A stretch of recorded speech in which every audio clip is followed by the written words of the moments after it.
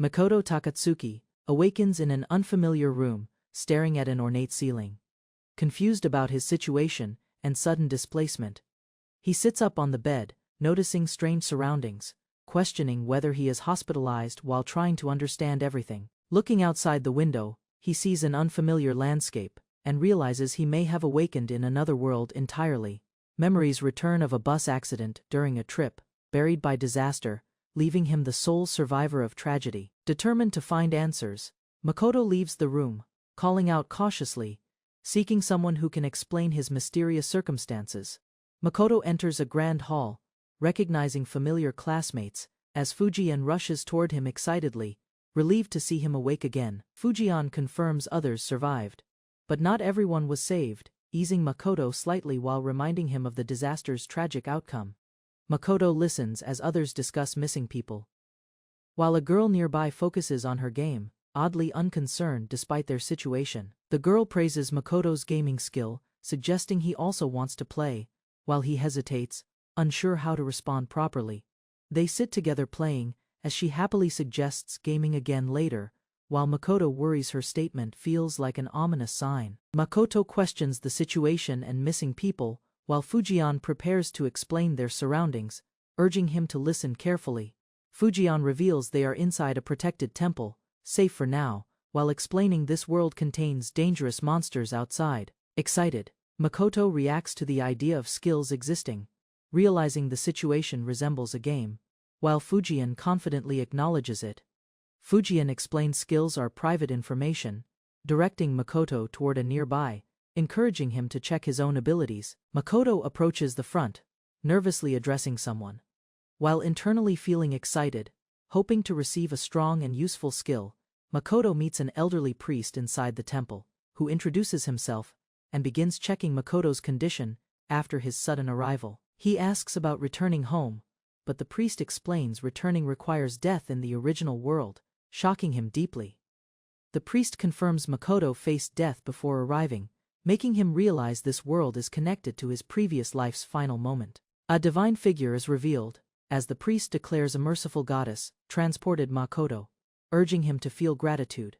The priest explains skills are granted upon arrival, warning returning means death, while encouraging Makoto to accept and use them. The priest instructs Makoto to pray, explaining his skills will be recorded, while Makoto waits nervously for the results. A glowing response appears as the priest reads his abilities, revealing basic skills and one unique skill called RPG Gamer. The priest and nun silently react, confused by his results, while Makoto grows uneasy under their strange and unclear expressions. Suddenly, their attitudes shift, forcing reassurance, as they quickly dismiss concerns and rush to end the evaluation process abruptly. Makoto receives his soul book, discovering his lifespan is only 10 years, leaving him shocked and questioning his fate. The sister explains lifespan rules, confirming Makoto has only 10 years, making him question his limited time in this world. She describes methods to extend life, requiring money or defeating monsters, emphasizing helping people as the intended purpose. Makoto reviews his skills, realizing they seem weak and basic, causing concern about surviving dangerous situations and extending lifespan. He examines his unique skill, learning it offers a special perspective, though its usefulness remains unclear and slightly encouraging.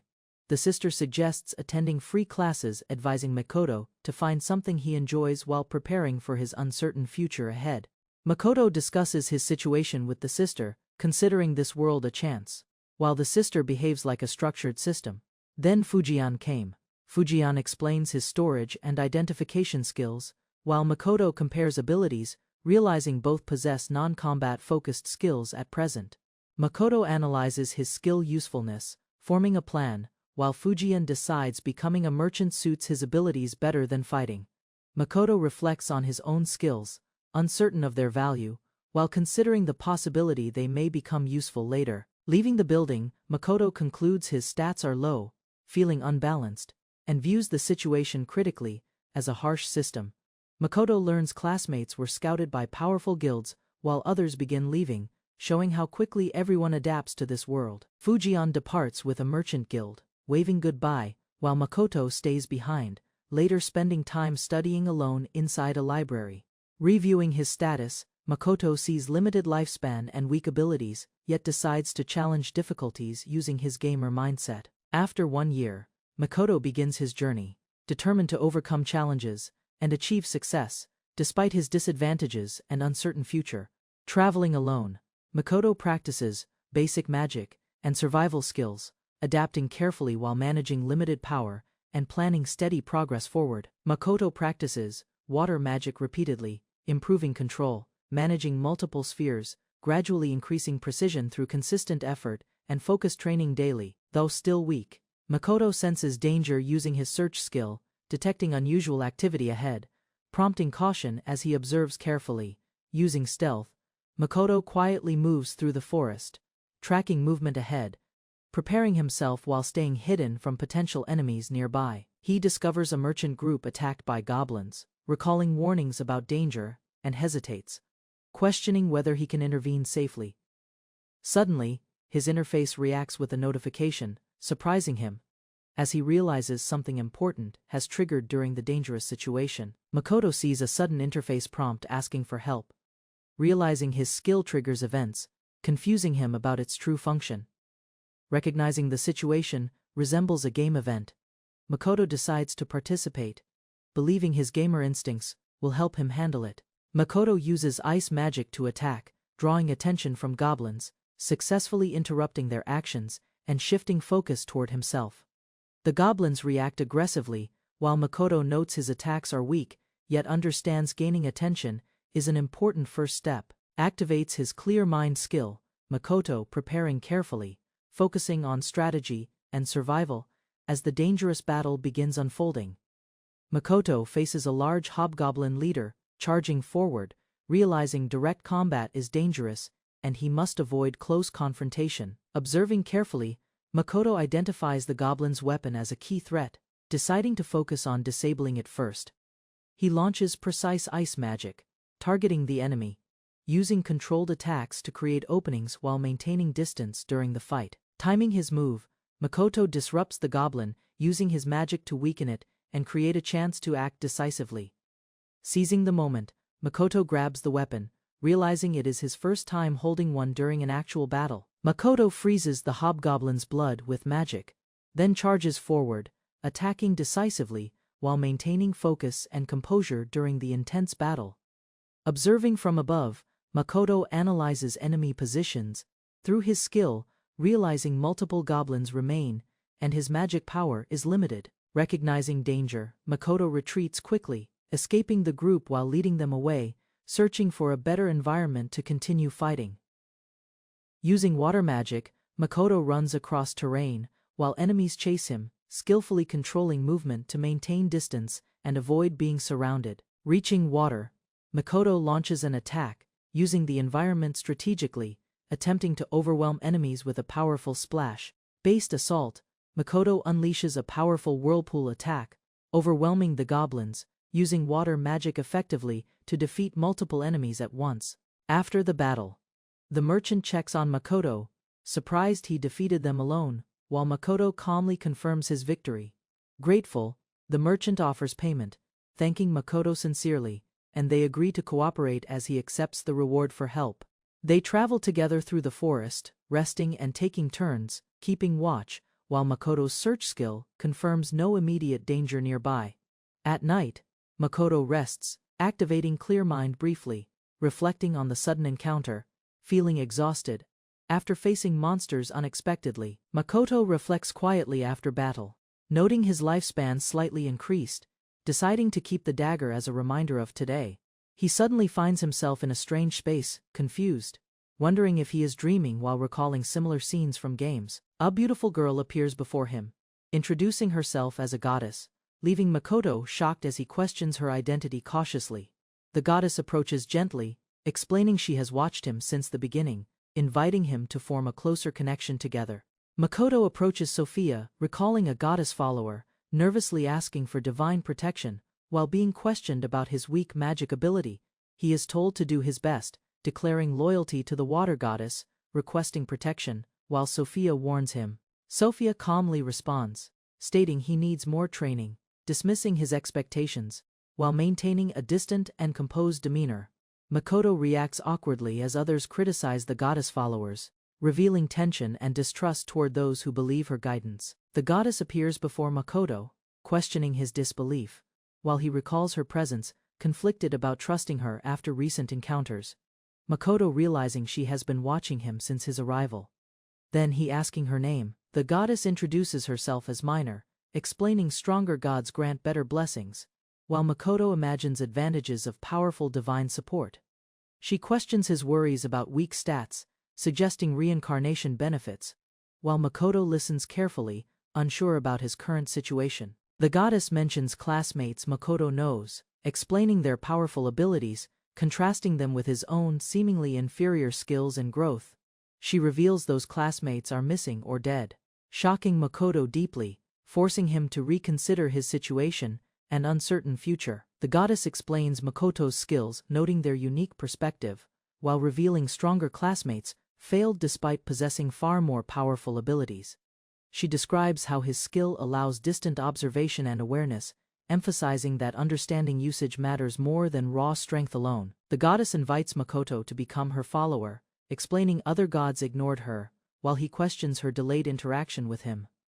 Makoto reflects cautiously, suspecting hidden risks, considering how abandoned gods may carry disadvantages despite appearing friendly and supportive outwardly. He decides to leave and think carefully, while the goddess reacts with surprise, unable to immediately secure his loyalty decision. Makoto attempts to leave, while the goddess urgently stops him, emphasizing how rare it is for followers to meet directly. The goddess insists she is real, reacting emotionally, surprising Makoto with her sudden outburst and unexpected lively personality. She grabs Makoto's hand, revealing she can read minds, while he reacts calmly, acknowledging her ability without panicking at all. The goddess pleads for him to become her follower, using charm magic, while Makoto notices her attempt and remains cautious. Makoto resists calmly, using his skills to analyze the situation, maintaining composure, while observing everything from a detached perspective carefully. Makoto realizes the goddess can read his thoughts, expressing distrust, while she hears everything and reacts to his honest feelings. The goddess throws a tantrum, desperately shouting for a follower, showing frustration at finally meeting someone, after a very long time. Makoto warns her behavior exposes her, causing embarrassment, as she suddenly realizes her position and reacts with surprise and concern. She pleads sincerely again, offering herself, while Makoto hesitates, confused by her enthusiasm yet considering possible benefits carefully. Makoto finally decides, accepting her offer, formally becoming her follower, surprising the goddess as their new connection is established. Makoto confirms his decision, surprising the goddess, who reacts with disbelief and excitement, repeatedly asking if he truly accepts her. Overjoyed, the goddess celebrates enthusiastically, jumping around happily, while Makoto observes her energetic reaction and reflects on her unusual personality. She requests to see his soul book, smiling brightly, while Makoto hands it over, allowing her to examine his abilities closely. The goddess proudly declares him her first follower, while Makoto questions what blessings he will receive from her divine power. She admits limitations as a minor goddess, offering blessings through daily prayers, leaving Makoto uncertain, but still accepting her conditions. The goddess offers Makoto a divine blade instead of protection, explaining it will not break easily, despite her limited power. Makoto questions the unusual offer, but she insists he proceed without protection, praising his cautious nature and giving minimal guidance. She asks him to become stronger, clarifying it is not an order but a sincere request for his personal growth. The goddess gently touches Makoto, reminding him he is her only follower, creating a closer connection between them. She expresses trust in him, leaving Makoto standing silently, realizing the responsibility he now carries in this unfamiliar world. The goddess sends Makoto off with encouragement, warning him not to die, while he leaves carrying responsibility and determination. Makoto recalls the weapon gained, noticing it appears new, while sensing magical energy flowing through it. As he examines it carefully, he expresses gratitude toward the goddess, holding the weapon firmly, acknowledging her support as he prepares to continue his journey. Makoto travels by carriage toward Makaran, learning about the city, while planning to depart early and continue exploring this world. The guide explains the church's influence in the city, as Makoto listens, observing surroundings and approaching the destination ahead calmly.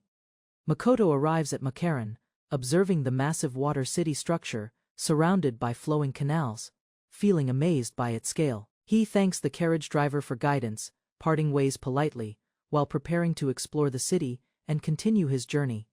Makoto approaches a large building, impressed by its size.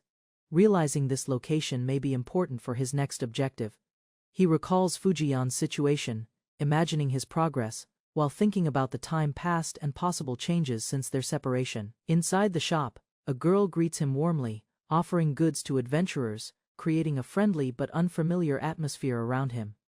Makoto reacts with surprise, unsure what to expect next, as the situation suddenly shifts, catching him completely off guard.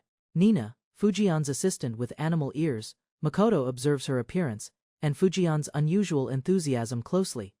Makoto speaks with Nina. She assumes he is a customer visiting the shop, while Makoto explaining he is Fujian's friend. Nina questions Makoto's origin, realizing he came from another world before leaving briefly after being called by someone urgently. Fujian suddenly appears, greeting Makoto loudly and happily, confirming his identity, while drawing attention from others nearby in the shop.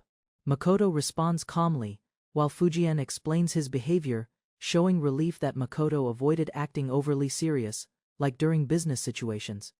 Makoto and Fujian raise wooden mugs together, celebrating their reunion, marking a cheerful moment as they begin sharing drinks enthusiastically. They sit inside a lively restaurant. Fujian praised Nina to Makoto as his excellent assistant, creating a relaxed and friendly atmosphere. Fujian happily drinks, explaining his enjoyment, while Makoto observes his behavior, surprised by his energetic and carefree attitude here. A waiter returns with food, thanking them for waiting, while Fujian jokes about Makoto's safety, maintaining a lighthearted and humorous mood. Delicious dishes are served, and Makoto enjoys the meal, expressing satisfaction, while Fujian proudly watches him appreciate the food. Makoto explains he stayed near the temple to survive, while Fujian mentions being separated for over a year since arriving. Makoto proudly describes defeating goblins alone, impressing himself, while Fujian reacts with disbelief at his unexpected combat ability, despite appearance. They discuss future plans, as Makoto considers adventuring, while Fujian encourages him, acknowledging his determination despite uncertain risks ahead. Makoto observes Nina again, learning she is a capable adventurer and assistant, while Fujian reacts strongly to his careless comment. Fujian proudly declares his lifestyle, celebrating working with animal-eared companions, while Makoto quietly accepts his friend's unusual but enthusiastic perspective. Makoto asks about Fujian's past, as Fujian begins explaining his background, mentioning his connection to a large merchant company. Fujian describes traveling constantly, using storage abilities to carry goods, working tirelessly without rest while moving between many countries. He explains finding a reliable merchant group, building connections, though he admits he still remains in debt despite success. Makoto analyzes Fujian's skills, identifying appraisal and memory abilities, while Fujian explains how they helped him gather valuable information. Fujian reveals his skill evolved further, allowing him to read thoughts, surprising Makoto and showing unexpected growth in abilities, demonstrates his ability, Fujian showing how others' thoughts appear as readable text, explaining how it helps him understand people easily. Makoto reacts with concern, realizing the ability's usefulness in negotiations, while Fujian admits he revealed it because hiding it felt difficult. Reassures Makoto, Fujian explaining he is trustworthy, then mentions a mysterious goddess who contacted him after becoming her follower. Fujian presents a dagger gifted by that goddess, asking Makoto to appraise it, suggesting it might hold special hidden properties.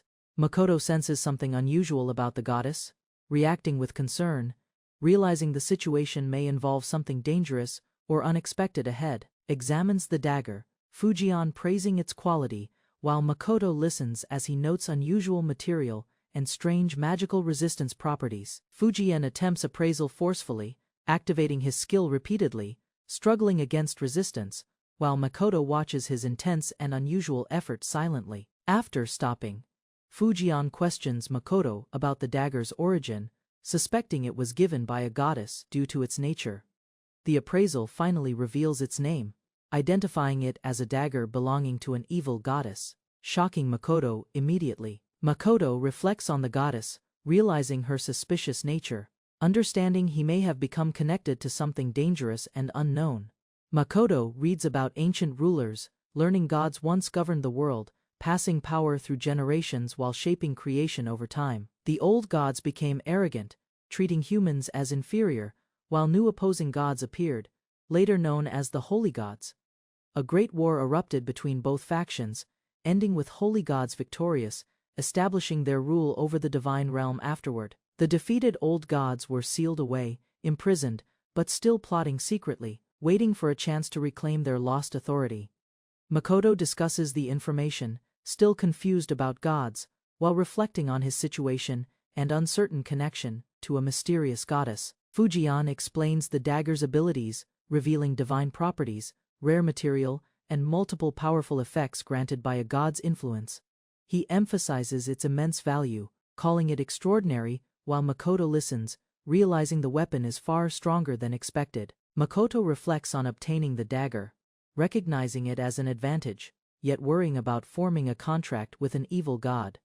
They discuss the implications, as Fujian questions the goddess, while Makoto expresses gratitude, despite uncertainty about her true nature. Makoto senses possible observation, decides to stay cautious, while Fujian offers support, and both consider the risks of divine involvement.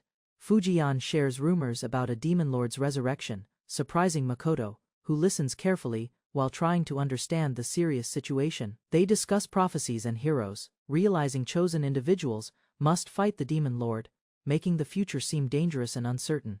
Fujian explains countries are preparing for war, gathering strength, while he confidently offers to support Makoto with his merchant abilities. He suggests forming a party, while Makoto considers becoming an adventurer, thinking about improving his skills and exploring dungeon opportunities. Makoto decides to train further first, explaining his progress, while both friends celebrate together, enjoying a brief moment of relief. Makoto and Fujian walk through the city at night, talking casually, as Fujian offers him a place to stay kindly. Fujian gives directions to the Adventurers Guild, promising future help, then leaves energetically, while Makoto thanks him before parting ways. Makoto spends his first night in the city, visits the guild, then rents a simple room and quickly falls asleep. While resting, Makoto senses something unusual, questioning if his surroundings resemble the strange dream he experienced earlier recently. He notices a presence ahead, becoming alert as the quiet atmosphere shifts, suggesting something unexpected is about to happen. Suddenly, the goddess appears before Makoto, lies beneath him, leaving him shocked and confused by the situation. Makoto confronted her, calling her Noah. The goddess flinched, admitting she truly was an evil god. Makoto asked Noah to sit up. She panicked, apologizing for hiding the truth of being evil. Noah pouted, claiming youth and innocence. Makoto tried leaving, but she begged desperately for his continued faith. Makoto scolded Noah for deception. She cried, insisting appraisal failed unfairly. Claiming she truly was divine, Makoto agreed to stay her follower, feeling uneasy if her kindness was genuine or just pity. The goddess hugged Makoto, calling him dear, while he doubted her sincerity and felt awkward inside. Makoto asked the goddess for a mission, excitedly agreeing to help her against the holy gods. The goddess explained humans could barely reach the prison, yet Makoto asked her where it was. The goddess revealed the Deep Sea Temple, a forbidden dungeon no human had conquered, as their destination. Determined, he clenched his fist and declared he would challenge the temple no matter what. Makoto gripped the dagger tightly and promised Lily he would save her with his life. Makoto vowed to save Lily as she smiled, offering blessings if he prayed and stayed loyal. Waking early, Makoto checked his soul book, smiled at Noah's name, and promised his best. Makoto visited the guild, accepted his card, then searched for solo quests despite few options. Makoto accepted a horned rabbit quest, listening to warnings, yet determined to face danger himself. Makoto entered the great forest, determined to capture horned rabbits while avoiding stronger lurking monsters nearby. Makoto spotted 3 horned rabbits, readied his stealth, and unleashed water magic to strike swiftly. Makoto finished the rabbits with his dagger, then sensed danger nearby, suspecting it might be goblins. Makoto considered stealth in the foggy forest, weighing his odds as a prompt urge battle. Makoto chose yes with a smirk, deciding to challenge the goblins while Noah watched nervously. Makoto activated stealth, approached silently, then struck decisively at the goblin, determined to win. Makoto returned victorious but faced guild members teasing, wondering why his solo effort drew such laughter. Makoto admitted his 5 goblin kills, surprising the guild while vowing to improve even more tomorrow. Makoto returned daily with goblin kills, alarming the guild about a possible nest near the city. Makoto ignored their warnings, focusing on raising his lifespan and mastering goblin hunting with each battle. Makoto found a reliable hunting ground, steadily leveling up while defeating goblins daily near the forest. Makoto earned the nickname Goblin Cleaner, but overheard adventurers doubting his worth as a water mage. Makoto sighed about his nickname while enjoying skewers and rice balls at his favorite guild-side stall. Makoto enjoyed his meal as the stall owner asked about his hunts and shared old stories. Makoto met Lucas at the lively stall, sharing drinks as they exchanged stories of recent hunts. Lucas suggested dungeons, but Makoto insisted on caution, while veterans reassured him newcomers usually push harder. Marie joined the table after work, teasingly drinking quickly while chatting warmly with Makoto and Lucas. Marie hugged Makoto fondly, drawing jealous glares from adventurers as he struggled to keep composure. Marie, drunk and affectionate, praised Makoto warmly while others watched, misunderstanding her charm as genuine love. Makoto stayed composed, recalling goddess trials, but Marie's soft embrace nearly broke his calm resolve. Makoto noticed Jean, another newcomer, glaring at him bitterly despite his own rapid bronze promotion. Makoto stayed calm as Jean boasted about his party, quietly deciding to continue running solo. Jean boasted about hunting a stray ogre to prove himself, while Makoto quietly observed the group. Jean declared he'd reach iron rank first, while Makoto calmly continued his daily goblin hunting routine. Makoto finished another day's hunt with 20 goblins, planning to deliver horned rabbits to boss. Makoto froze as the forest rustled loudly. Despite his stealth, something massive sensed his quiet presence. Makoto froze as the stray ogre loomed. Its enormous size shocked him beyond his cautious plan. Jean's party panicked as the ogre attacked. Makoto watched silently. Realizing Emily couldn't escape in time, Jean fled with Emily, leaving the swordswoman behind. She tripped desperately, the ogre looming over her. Makoto froze as Noah's advice echoed. He faced the choice to save the fallen mage. The mage girl trembled as the ogre loomed closer. Makoto clenched his fists and advanced. Makoto unleashed Iceblade, striking the ogre's chest. The mage girl gasped, surprised by him. Makoto ordered the mage girl to flee, determined to face the ogre alone and survive. Makoto lunged at the ogre, determined to act cool even as danger loomed over him. Makoto wanted to act cool and drew his dagger, but the towering enemy regenerated despite his attacks. His magic power was almost gone. The monster roared and advanced again.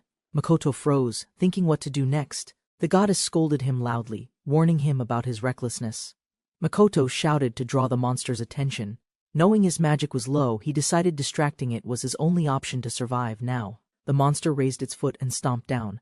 Makoto activated his evade skill and narrowly dodged, landing just outside the attack's crushing impact. Makoto stumbled back as the monster roared. The ground shook violently and debris scattered. He steadied himself, still determined to keep it occupied. Makoto calmed himself and planned to lure the monster into the swamp. Keeping his distance, he prepared his water walking and fog magic. He stepped onto the swamp's edge, summoning thick fog to block the monster's vision. Confident, he took a breath and shouted loudly. The monster roared and charged through the fog. Makoto smirked, waiting as it moved closer, ready to strike once it reached his trap. Makoto smirked as the ogre sank into the swamp. With water magic he trapped it deep, leaving no way for it to escape. The ogre screamed as Makoto unleashed water flow, binding its limbs. Confident the attack worked, he declared it should finally stop the dangerous creature. His companions rushed over. Amazed he defeated the ogre. Makoto calmly replied he drowned it. Together they prepared to report the kill to the guild. At the guild, everyone cheered at the sight of the fallen ogre. The announcer proudly revealed Makoto as the one who defeated it. Makoto was called a rising rookie and hero, though he remembered being scolded earlier for acting alone. He quietly endured the noisy praise. Tired, Makoto sat to drink water, cooling it with magic. The smell of booze surrounded him as someone approached and asked to join. Makoto met the mage girl he saved earlier. Her name was Lucy. He noticed her pointed ears and realized she was an elf. Lucy thanked Makoto warmly for saving her life. She praised his skill in defeating the ogre despite being only bronze rank. Makoto downplayed it. Curious, Lucy asked about his chantless magic. Makoto admitted his magic was weak but usable. Lucy explained the difficulty of reaching high proficiency levels. Lucy explained that her magic was from another world, not from this one. Makoto, however, was confused, admitting he was no hero. Lucy laughed, surprised by Makoto's lack of belief. She asked him to join her in a party, but Makoto was too flustered to respond. As they spoke, Makoto noticed a strange situation. Lucy looked frustrated, pointing out how quickly they were leaving without understanding each other. Makoto stood in the middle of a heated argument between two men. Lucy watched him helplessly, not understanding how things got so chaotic. Jean apologized to Makoto for the past, thanking him for intervening in the fight. Makoto was surprised but accepted the thanks with hesitation. Lucy asked Makoto if he would join their party, but Makoto hesitated, unsure. Jean teased, while Lucy dismissed the idea, leaving Makoto more confused. Makoto reluctantly considered the idea of adventuring solo, realizing it would be tough. Lucy and the others seemed to think he was brave. Makoto's low stats were criticized, especially his lack of swordsmanship. Lucy, however, didn't seem to care, focusing on his magical potential instead. Lucy revealed her royal class and impressive fire magic skills. Makoto, feeling unsure, considered his own abilities, realizing his path would be much tougher. Makoto was asked if he wanted to join a party, but he hesitated. Lucy's skills were strong, but their team balance seemed off. Makoto considered training with Lucy, unsure if it would be the right decision. The group encouraged him to at least try it out. Makoto finally agreed, realizing that practicing with Lucy might help. He reluctantly accepted the group's push, thinking it would be good for both of them. Makoto and Lucy exchanged smiles as they made a pact. This moment marked the beginning of their journey together in this new world. A girl from another world introduced herself, revealing her weak stats and skills. She continued solo until meeting Makoto, who was also struggling. Makoto and Lucy headed toward the demonic forest, joking about hunting goblins. Makoto was used to this area despite the long journey ahead. Makoto realized he was alone with Lucy and asked about her background. She admitted she wasn't a pure elf, making things awkward between them. Lucy explained that her grandfather was the elf village chief. Makoto laughed, impressed by her lineage, and playfully introduced her as his first party member. Makoto asked Lucy if her mixed heritage bothered her, but she assured him it was fine. They continued their journey, with Makoto still uncertain. Lucy demonstrated her water magic, effortlessly walking on water. Makoto, unable to use such magic, nervously asked for her help as they crossed the river. Lucy grabbed Makoto's hand to prevent him from falling into the water, but the magic moved them too quickly. Makoto struggled to keep up. Makoto and Lucy paused beneath the trees. Lucy gasped, requesting a break. Makoto smiled gently, apologizing for moving too fast, offering quick support.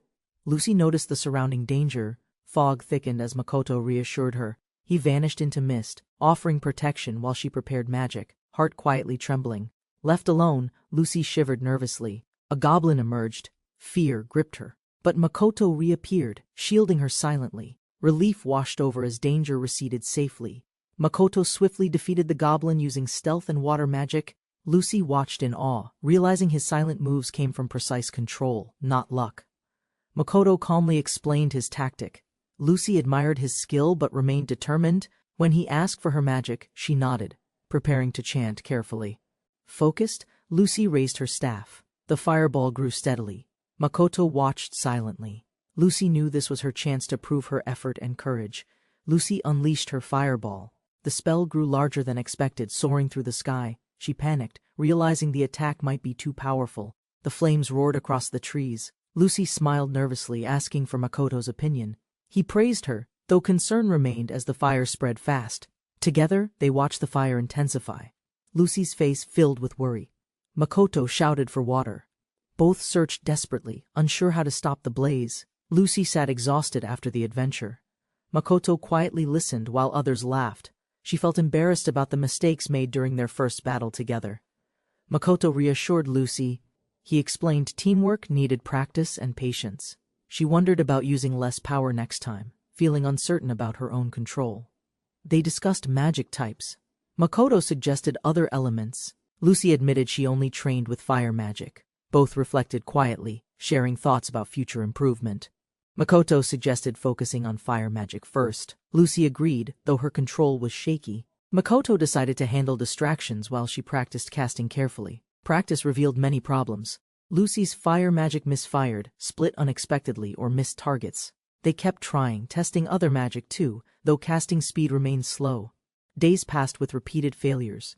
Lucy grew frustrated. Makoto stayed calm, encouraging her to keep going. Together, they promised to continue without giving up.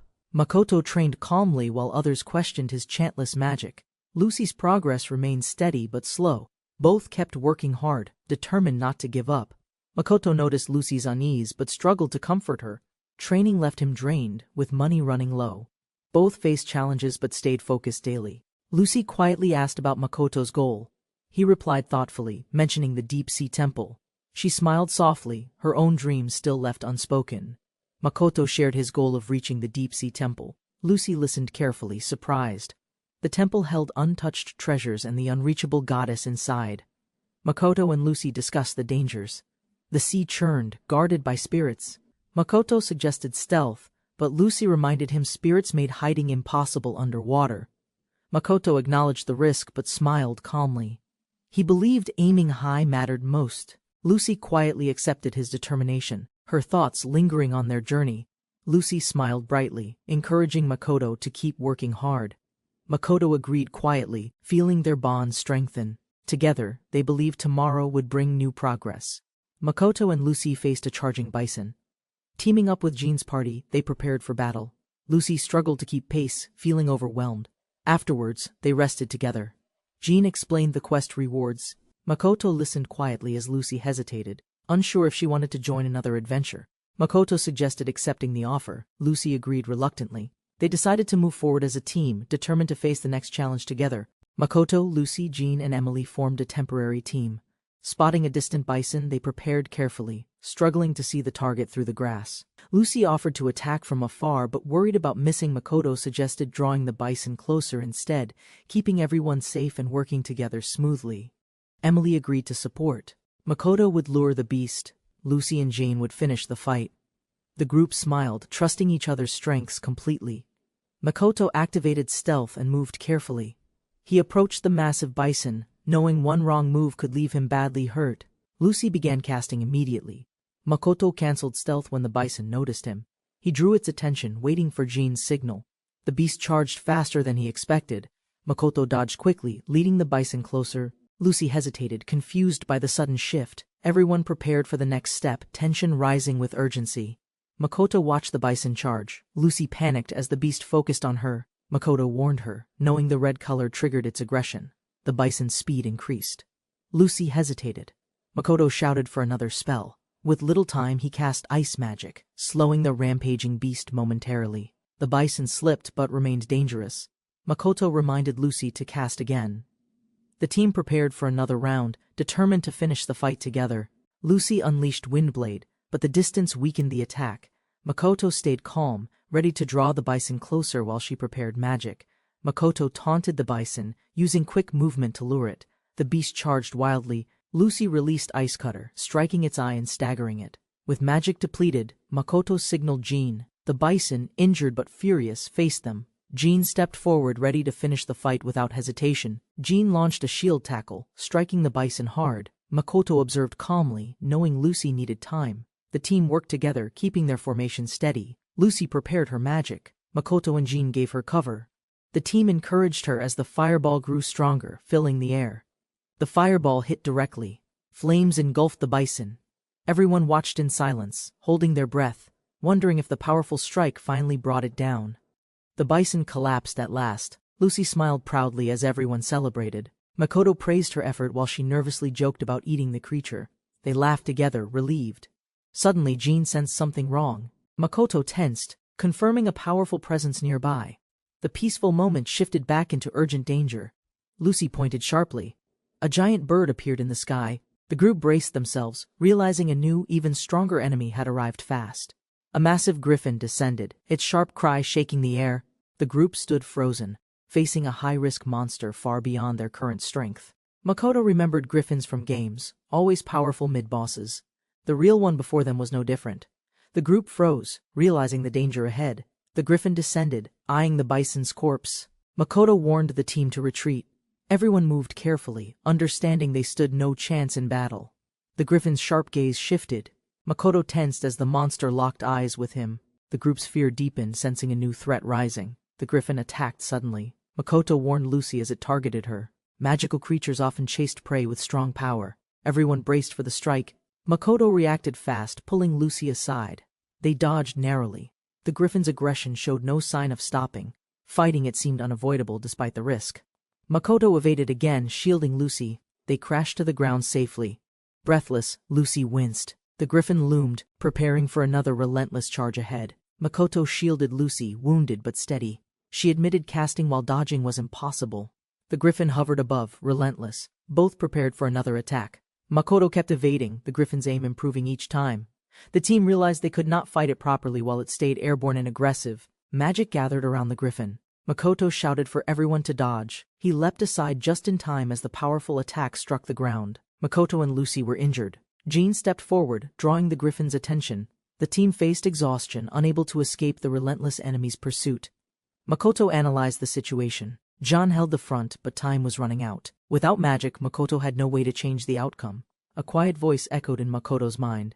Faced with danger, he stood torn between survival and loyalty, his decision weighing heavily in silence. Makoto stood firm, bloodied but determined. He refused to abandon anyone. His voice steady, he rejected the idea of escaping alone to survive. Desperation filled Makoto's mind. He pushed himself to think faster, searching for any strategy that could save all four of them together safely. An idea formed suddenly. Makoto moved quickly, grabbing Lucy's hand. Her eyes widened as hope sparked. The next move could change everything ahead. Makoto met Lucy's eyes, asking if she trusted him. She remembered his kindness before and nodded, quietly placing her faith in him. Jean stepped forward to buy time.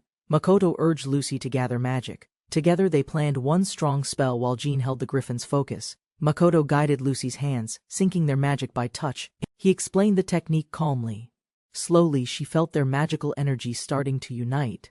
Makoto explained the magic sync technique. Though unfamiliar with fire magic, he planned to control Lucy's power together. Trusting in her years of training, magic swirled wildly around them.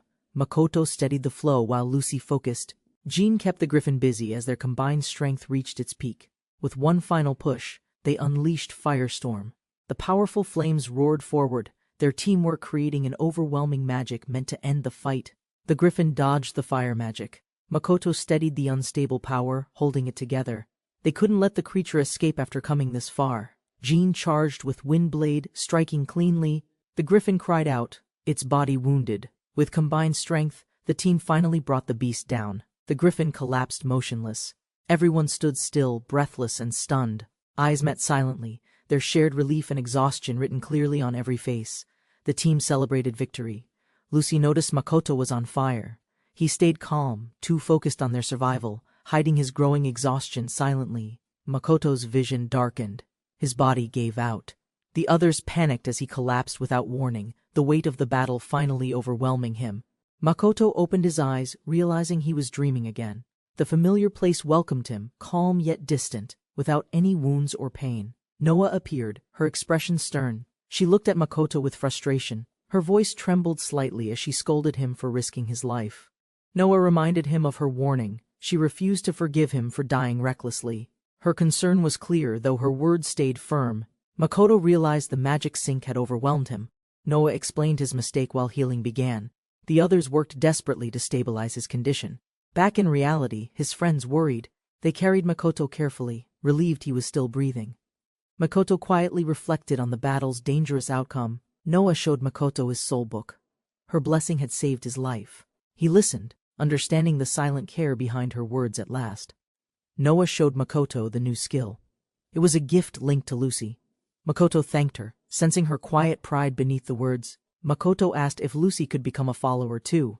Noa explained the strict rule only one follower allowed, her expression soft but firm in answer. Noa reminded Makoto to stay safe. With a gentle smile, she bid farewell as the dream faded and consciousness returned once more. Makoto slowly woke up in bed. Lucy rushed over, relieved. His friends gathered around, their voices filled with concern and gentle relief. Emily explained the commotion outside. News of the Griffin's defeat spread quickly, turning the group into heroes. Makoto listened quietly, still recovering strength. Makoto smiled softly, grateful everyone was safe. Lucy praised their magic synchronization. Their bond had deepened, a small victory shining behind their shared smiles. Makoto apologized to Lucy for the trouble. She smiled, blaming herself instead. Both shared quiet words, their friendship growing stronger through understanding and care. Lucy revealed her secret. She wasn't fully elf. Her father was a demon, explaining her deep connection to fire magic since childhood. Makoto listened, surprised. The truth made sense now. Lucy's magic was powerful but hard to control. He stayed calm, offering quiet support. Lucy explained her magic's flaw, unable to control weaker fire. Makoto listened closely, realizing her fear. Still, he offered trust, asking her to continue. Her voice shook. She doubted herself, thinking Makoto would leave. He calmly denied it, reminding her that mistakes and injuries were never her alone. Lucy's eyes lowered, blaming herself for weakness. Makoto reached out, voice steady. He said he needed her, holding her hands. Her heart suddenly reacted. Makoto's words replayed in Lucy's mind. Her face burned with embarrassment. She gathered courage, promising to try her best. Makoto sighed, sensing distant disapproval. Days passed quietly. Lucy trained her fire magic. Makoto healed slowly, learning spirit magic basics from Lucy. Their bond grew with small steps each day. Makoto slumped, thoughts tangled. Spirit magic seemed distant, unreachable. Lucy hesitated, voice soft. She called his name, unsure but determined to speak her heart. Makoto sighed, worried about money. He hesitated to spend on lodging. Lucy, flustered, suggested he needed proper rest. Her voice trembled with nervous determination. Lucy's words stumbled as she offered her room. Marie interrupted, concerned for Makoto. Lucy panicked, waving frantically, her face red from misunderstood intentions. Later, Makoto calmly studied spirit magic. Marie smiled nearby. He recalled the effort collecting the book, thankful for support from dwarves, elves, and friends. Marie handed the book with a smile. Makoto thanked her, relieved. He turned to Lucy, missing her expression. She trembled, words stuck inside. Lucy's frustration burst. She shouted at Makoto, storming off. He stood frozen, confused. Winning back her trust took time neither of them expected. Makoto sat quietly in the water, hands folded. Spirits unseen drifted around him. He read carefully, learning ancient words once spoken by titans. Makoto studied the book, determined to try water spirit magic. He stepped forward, ready to practice. Lucy's voice called, reminding him to rest. Lucy approached, concerned but curious. Makoto explained the spirit language. They shared the book, learning together. Lucy encouraged him, despite the difficulty of pronunciation. Makoto repeated the words carefully. Lucy watched quietly. The spell formed, incomplete but steady. He smiled, knowing he still had more to learn. Makoto's spell failed, water pouring over them. Both stood drenched and silent. Lucy stepped closer, her eyes wide, unsure how to react. Makoto apologized softly. Lucy trembled, frustrated but worried. He dried himself quickly with magic. She stared, confused by how calmly he handled everything. Magic evaporated the water cleanly. Lucy blinked, surprised as her clothes dried. Makoto explained casually. She blushed, unable to understand his carefree attitude. Lucy waved goodbye, leaving Makoto deep in thought. He stared at the water, wondering where the sudden rain truly came from moments earlier. Alone, Makoto questioned the power he used. With Lucy's help, he reviewed the spell. Determined, he raised his hand to try again. Water swirled into a giant sphere. Makoto's eyes lit up. If this worked, he could fight without rivers or lakes nearby. His confidence grew. Makoto smiled, eager to master water magic. His excitement faded later, realizing true strength still felt distant. Friends encouraged him, but doubt quietly remained. Makoto admitted his progress felt small. His magic improved, yet his power lagged. He worried about falling behind. Lucy and others listened patiently nearby. Makoto excused himself, overwhelmed by frustration. Lucy watched silently, concern clear. Friends reassured her, believing Makoto's determination would soon bring back his confident self. Makoto lay quietly, reflecting on his time in the new world. Despite steady growth, true strength eluded him. A distant memory still lingered. Light filled the air as Noa appeared suddenly. Makoto stood surprised, greeted by the familiar figure. Her voice echoed softly, breaking the long silence. Noa smiled, reminding Makoto of his role. He hesitated, confused by her question. His answer stumbled, leaving her frustrated yet amused by his response. Noa grabbed Makoto, urging him to rely on her. She reminded him that guiding the lost was a goddess's duty. He hesitated silently. Makoto questioned if relying on her would bring strength. Noa insisted, calling him her only follower. She promised power, her eyes filled with determination. Noah revealed the result. Makoto's magic proficiency had suddenly increased. Shock filled his face as he stared at the page, realizing her words were true. Noah smiled, sensing Makoto's frustration. She offered encouragement and hinted at a greater goal. He listened carefully, surprised by the mention of seeing spirits. Makoto hesitated, unsure about the spirits. Noah urged him forward, reminding him connection matters. She warned him gently, hinting that more challenges still remained. Noah revealed the truth. Tampering with the soul book was dangerous. Makoto's eyes widened, understanding the risk if the Holy God's church discovered it. Makoto panicked at the mention of heresy. Noah explained the serious risk calmly. He realized the need to be careful with spirit magic going forward. Noah prepared to leave but stopped, mentioning one last important instruction. Makoto listened carefully, expecting vague words. Instead, she surprised him with clear guidance. The next morning, Makoto met Lucy, apologizing for oversleeping. He shared Noah's message. A new journey awaited him at the Labyrinth of Labyrinthos. Makoto shared the goddess's instructions. Lucy smiled, eager for the challenge. He hesitated, worried about involving her. She turned, determined to join without doubt. Lucy reassured him gently. Makoto softened, surprised by her warmth. She promised to stay by his side. He smiled, grateful for her steady support. Far away, the goddess watched silently. Makoto and his friends set out, determined.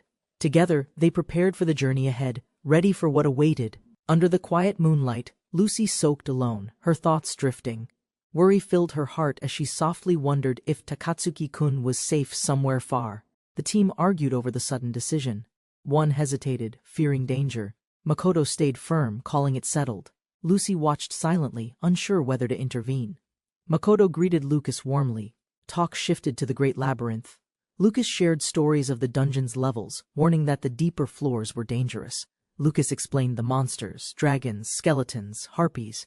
Makoto and Lucy listened carefully. The dangers were real, but their resolve to move forward remained steady.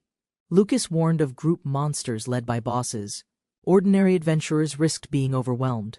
Makoto clenched his fist, determined not to falter when the time came. Lucas shared stories of adventurers seeking greater challenges. He warned Makoto and Lucy about dangers, reminding them that excitement often led to carelessness and regret. Makoto recalled the goddess's words, feeling uneasy. Lucas laughed, adding more tales of dungeon horrors. The weight of their upcoming journey settled heavily on them. Makoto and Lucy sighed, deciding they needed better preparation. He mentioned visiting someone before departure. Together, they walked forward, determination slowly returning to their steps. Makoto and Lucy visited a shop. They were greeted warmly by Fujian and Nina. Makoto smiled, realizing he had forgotten to introduce his friends. Makoto introduced Lucy. Fujian shared his name and company. Lucy's surprise grew, learning he was a famous merchant, well known among adventurers and rival traders alike. Lucy whispered about Fujian's reputation. Makoto looked puzzled but smiled, teasingly calling it a gamer's skill.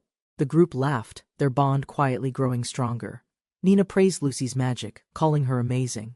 Lucy blushed, denying the credit. Makoto stood quietly, the warmth between the group growing with every shared word. Makoto brushed off compliments, calling it luck. Lucy protested, embarrassed. Fujian smiled, admiring their teamwork. Everyone laughed, the mood light as stories of battle continued. Makoto recalled the griffin fight, crediting Jean's strike and Emily's healing. Together, they had survived. In quiet understanding, the friends stepped into the shop ahead. Makoto noticed Fujian watching silently. Suddenly, Fujian burst out, shouting, surprising everyone. His eyes were serious, clearly upset about not being invited to join them. Fujian explained he had waited long for this chance. Nina smiled knowingly. Makoto, caught off guard, apologized, realizing he had overlooked Fujian's feelings. Fujian offered to handle transportation. Makoto agreed. Plans settled, they arranged to meet at dawn. A new adventure awaited them beyond the city walls. Makoto and Lucy arrived at the meeting spot. They exchanged thoughts, unsure what to expect. Fujian's words echoed as curiosity and doubt filled the air. Makoto noticed the approaching airship, stunned. He pointed it out to Lucy. Only royalty or military use such transport. Surprise and disbelief crossed their faces. Fujian cheerfully called from the airship. Makoto sighed, realizing Fujian had gone to extremes. The journey to the labyrinth was about to truly begin. Makoto, Lucy, and the others boarded the airship. With a cheerful call, Fujian gave the signal. The ship lifted gently, engines humming steadily beneath. The airship soared higher. Lucy's eyes widened, thrilled by the view. Makoto smiled quietly, watching the city shrink below.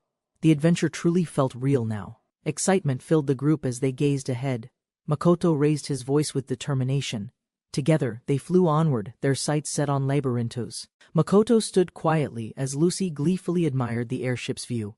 He warned her to be careful while she balanced on the rail, ignoring danger completely. Sitting inside, Makoto chatted with Fujian about the smooth flight. Fujian explained the magic protecting the airship.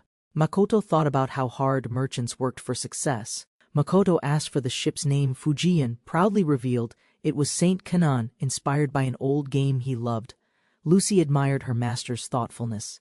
Fujian led Makoto and Lucy to their rooms. Lucy cheered happily while Fujian promised they could relax and enjoy the airship flight until tomorrow evening. Lucy admired the spacious room and dove onto the bed. Makoto noticed there was only one bed. He quickly insisted sharing the room was unnecessary. Later that night they gathered for dinner. Fujian welcomed them warmly while Lucy raised her drink in high spirits. Makoto quietly joined, observing everyone's cheerful mood. The airship drifted quietly under the night sky. Makoto lay in bed staring upward, his thoughts wandering as the gentle motion of the ship lulled him. Memories of Sasan came to him. She had visited his room once, asking why he never played games with friends. He quietly answered her honestly. Sasan smiled softly, sitting across from him. She asked him to prepare a two-player game next time.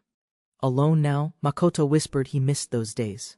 Makoto woke abruptly, thinking of Sasan. He sat up, hearing the wind outside.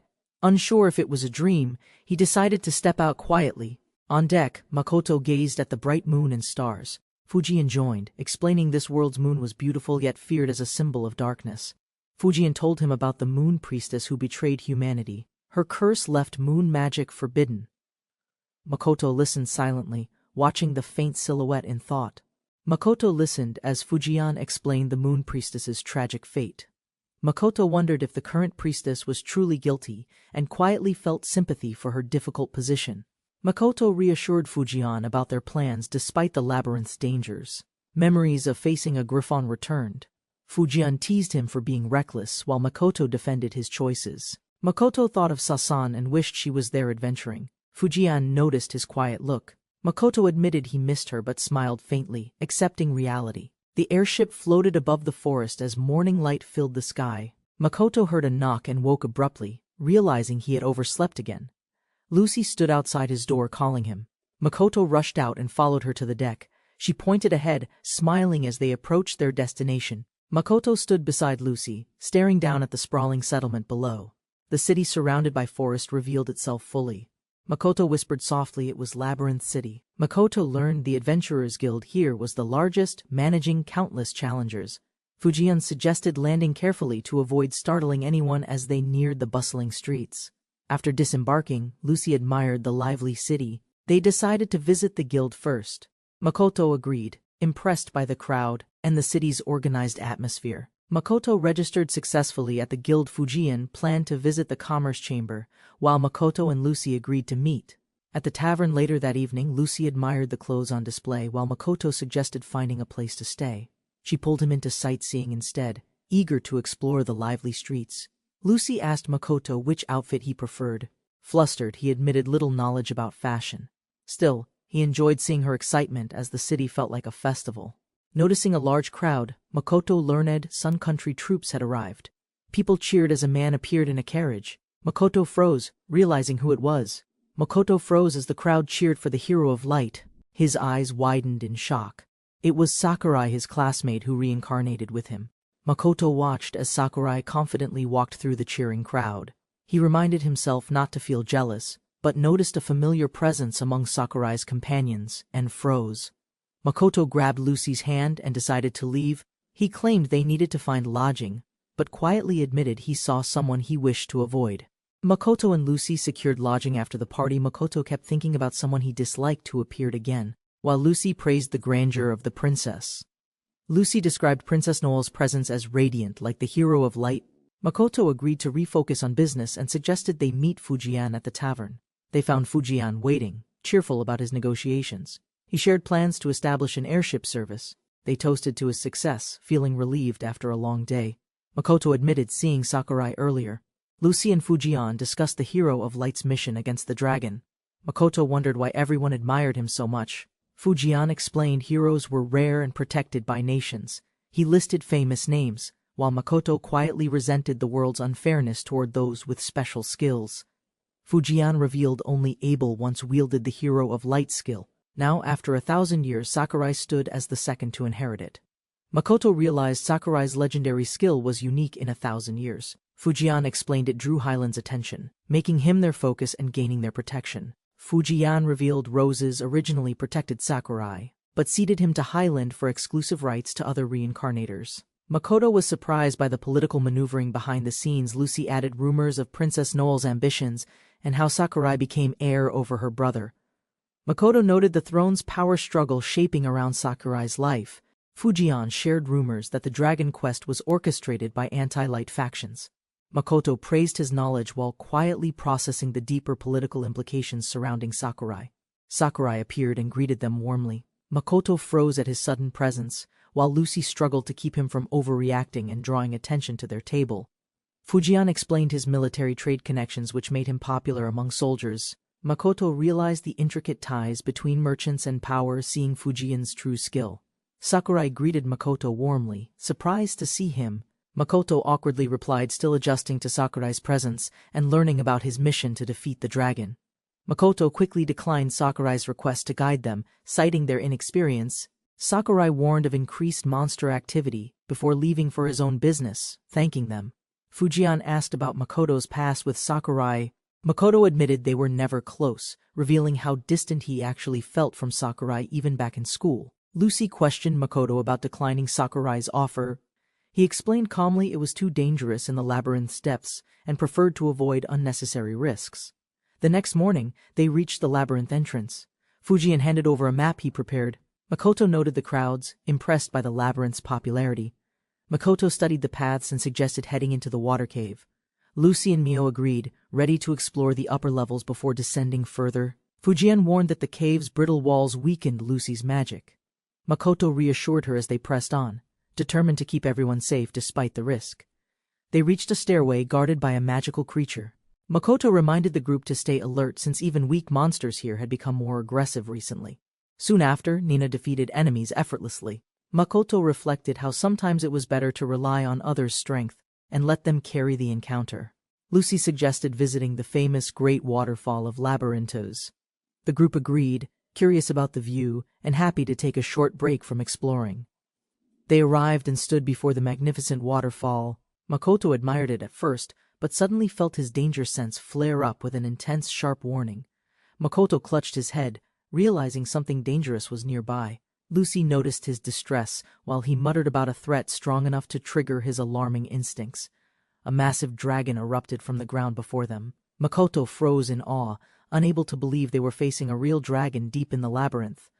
Lucy shouted at Makoto to move as the dragon roared. Makoto grinned briefly, thrilled by the danger, then realized they needed to escape immediately. Makoto grabbed Lucy's hand as the ground cracked. He yelled her name as she stumbled, the unstable earth threatening to collapse beneath her feet. The ground gave way completely. Makoto and Lucy plummeted into the abyss below as Fujian's voice echoed behind them, calling their names in desperation and fear. Makoto and Lucy surfaced in the water, gasping. Both were relieved to be alive, worried about the others but determined to press forward together. Lucy lamented seeing a dragon in the upper layers. Makoto explained how his water spell slowed their fall and saved them from the lake's depths. They agreed to find a way back up using stealth to avoid monsters. Lucy nodded firmly, relying on Makoto's plan as they moved cautiously ahead. Makoto carried Lucy as they cautiously advanced. They avoided enemies, taking time to rest and enjoy the quiet scenery, confident they could find their way back. Lucy noted Makoto's calm demeanor. He reassured her they would return safely. Suddenly, a girl appeared, disheveled and pleading for help, clearly in distress. The girl approached them desperately, begging for help as tears formed. Makoto and Lucy exchanged concerned looks, realizing something serious must have happened to her group. Makoto warned Lucy not to approach. His danger sense had been alarming him all along. Suddenly the girl revealed her true form, transforming into an arachnid. The creature lunged. Makoto shouted to Lucy to prepare her magic as webs shot toward them. Lucy quickly focused, gathering her magical energy in response. Lucy unleashed her spell. Shards of ice struck the arachnid squarely, stunning it. Makoto stayed alert, ready to follow up if the creature tried to recover. Makoto stepped forward, preparing the spirit magic gifted by Noah. He calmed himself, addressing the surrounding water spirits respectfully to gain their trust and cooperation.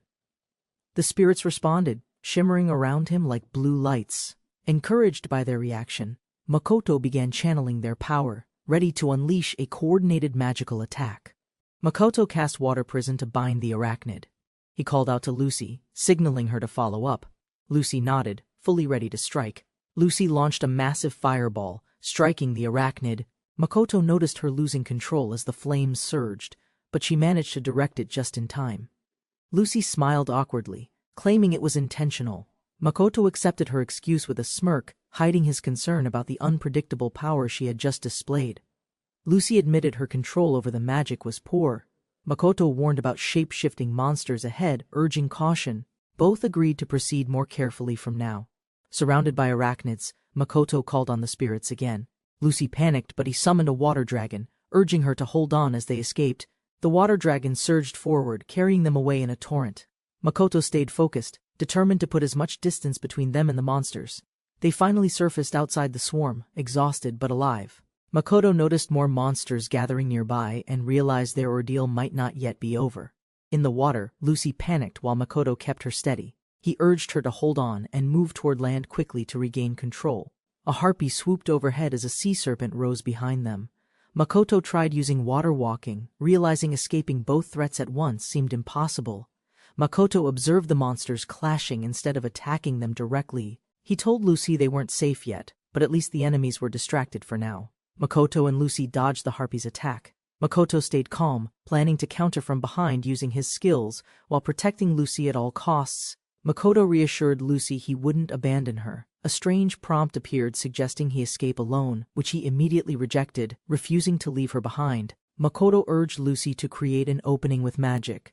As the harpies swooped, Makoto executed a perfect evasion, countering to keep the enemies at bay. Makoto surveyed the battlefield, counting over 50 monsters. Most were manageable, but one figure stood out among them, radiating an overwhelming presence that unnerved him. His danger sense screamed louder with each step she took. The Lamia was powerful, and Lucy was nearly exhausted. Makoto knew they couldn't ignore her. Switching to his RPG view, Makoto marked the Lamia as his target. He wondered if baiting her would give them the opening they needed. The Lamia struck fast. Makoto stayed calm, countering with Ice Needle, but she dodged effortlessly. His danger sense screamed louder as the situation grew more desperate. Makoto realized they weren't suited for melee combat. He decided to protect Lucy at all costs, even if it meant sacrificing himself to keep her safe. He hesitated as he locked eyes with the Lamia, momentarily distracted by her strange beauty before snapping back, realizing something unexpected in her expression. Makoto froze as the Lamia suddenly grabbed him, calling his name with a surprised, almost joyful expression. He stared back, confused by her unexpected reaction. Makoto was stunned as the Lamia embraced him, revealing herself as Sasan. Lucy, confused and angry, demanded answers while Sasan clung to Makoto happily. Lucy prepared to attack, but Makoto stopped her. He explained that Sasan was a human from their world, suggesting they calm down and escape first. Makoto asked Sasan if there was a safe place to hide. Sasan nodded, quickly offering to guide them away from the dangerous monsters nearby. Makoto directed Lucy to handle the monsters, while Sasan led them behind the waterfall. He promised to use water magic to escape afterward. Lucy hesitated, but trusted Makoto's plan. She prepared her magic, determined to clear their path so he could guide them to safety. Lucy unleashed a fierce fireball, incinerating the monsters blocking their way. Makoto activated water flow, ready to carry them behind the waterfall to regroup. The group caught their breath in a cave after escaping. Lucy glared at Sasan, still clinging tightly to Makoto, her jealousy growing by the second. Makoto questioned if she was really Sasan. Sasan nodded and activated her magic, slowly transforming her Lamia form into a more human appearance. Sasan finished her transformation, smiling proudly. Makoto, blushing, shouted at her to put on clothes while Lucy scolded her for showing off too much. Sasan thanked them for the clothes and smiled. Makoto introduced her as his old friend. While Lucy questioned if she was truly an enemy, Makoto formally introduced Lucy and Sasan to each other. Lucy blushed defensively when teased about being Makoto's girlfriend, denying it while stealing nervous glances at him. Makoto asked why Sasan became a Lamia. She recalled the blizzard where she lost consciousness, her memories slowly fading into the darkness of that day. Sasan awoke in darkness, disoriented and afraid. A voice called her child, claiming she was the earliest sister. Horrified, she realized she'd become a snake monster. Eventually, Sasan learned she was a Lamia, surrounded by many sisters. They adapted, eating strange food. She missed her old life, yet couldn't return. Curious, she watched her sisters carrying something to the godmother. To her shock, it was a live human, and they were preparing to eat him alive. Sasan longed to escape the nest and reach a human city. But trapped in her monster form, she hesitated, afraid of being seen as hopeless. The godmother announced it was time for everyone to hunt their own food. Sasan wondered what kind of world lay beyond the dark cavern, led to an enormous underground lake. Sasan stared in awe. The godmother declared it their hunting ground, warning of monsters in the depths ahead. Sasan finally felt sunlight and marveled at the sky. She noticed a massive bird approaching, its shadow growing closer as it descended toward her. The bird, a fierce harpy, swooped down and grabbed her. Sasan struggled, but the harpy's strength surprised her as the others shouted in alarm. With a sudden twist, Sasan broke free, diving into the water. As the harpy screeched above, she thought, now she could finally escape. Sasan escaped the harpy and marveled at the world's danger. Scared but relieved, she returned to the nest, cheered by her sister's praise. The elder taught Sasan transformation magic to blend with humans. She practiced, struggling with the spells, but hope of living among humans kept her motivated. Sasan dreamed of coexisting with humans. Smiling, she quietly decided to leave soon, determined to find her place in the human city above. Sasan returned to the nest, praised for helping outside. She wondered if her human past gave her strength. The godmother watched her closely, approving. The godmother gently thanked Sasan for protecting their family. Sasan realized she had grown proud of her new life, happy to belong among them. Surrounded by her sisters, Sasan quietly vowed to do her best. Her resolve strengthened, ready to protect this family she now cherished with all her heart. Sasan explained her tribe's bond, smiling softly, yet she hesitated. Slowly she began to recount what happened after. Her voice carried a quiet sadness. Sasan revealed the tragedy. Her Lamia sisters fell one by one, a massacre in the nest. She stood alone, watching the sorrowful scene unfold. Guided by Noah-sama, they entered the labyrinth. A dragon's ambush hurled them into chaos. Amid danger, he encountered someone unexpected, a Lamia reaching for him. In a new form, she clung to him, crying his name. Sasaki Aya, his lost classmate, was alive. Her presence filled him with disbelief. Makoto asked about her Lamia family. Sasan recalled how she practiced transformation magic, hoping to live among humans, while her sisters carried on hunting. One day a cry for help came. She found her sisters frozen in ice. An ice tiger had attacked, exploiting their weakness to cold. Anger filled her as she blamed herself. If she had been there, she could have protected them. Yet Lamia pride never warned her. Sasan stood up to her elder sister, breaking another Lamia rule. The tribe split into tense factions, each choosing a different path to hunt. Sasan believed her choice helped the group, reducing danger on the hunt. She thought it was right, letting others grow while elders supported. Alone, she wondered about leaving someday to live with humans. But what would happen to those who relied on her when she was gone? Sasan reflected quietly, wondering if her elder sister had been right. She wanted to make peace and stop her sisters from suffering because of her. She approached her elder sister, asking for a chance to talk after tonight's hunt. Relieved, she thought she could finally apologize and reconcile. But after hunting, she overslept.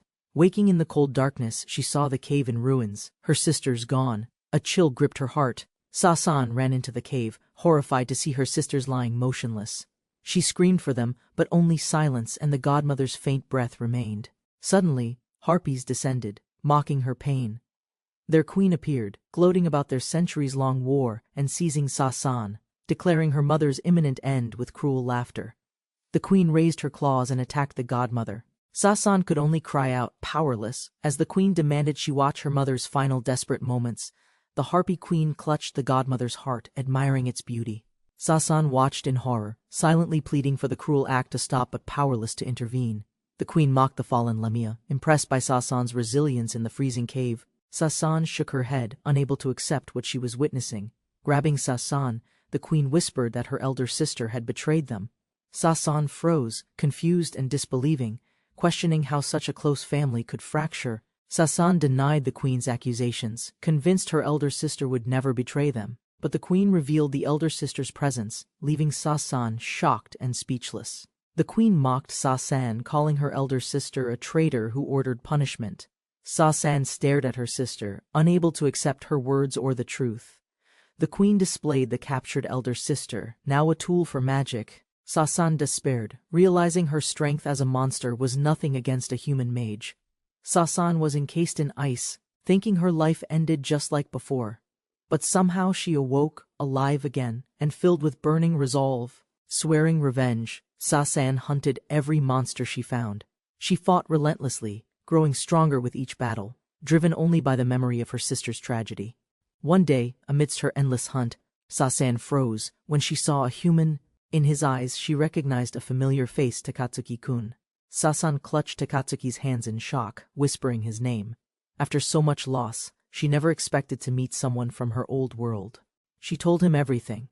Lucy vowed to fight beside her. Sasan smiled faintly, feeling hope spark again thanks to her new allies. Takatsuki quietly reflected.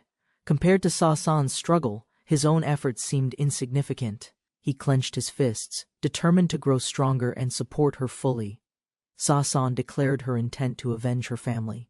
Makoto silently chose to support her, determined not to let her face revenge alone. They agreed to visit the guild to gather intel. Sasan smiled, thanking him sincerely, while memories of old classmates briefly surfaced among them. Noah wished Makoto luck, as he promised to stay vigilant. He looked ahead with resolve, ready to face whatever lay in their path. Sasan carefully guided the group through quiet tunnels. They moved steadily upward, not encountering a single monster, their pace marked only by tense breaths and clenched fists. At last, they emerged before the majestic great waterfall of Labyrinthus.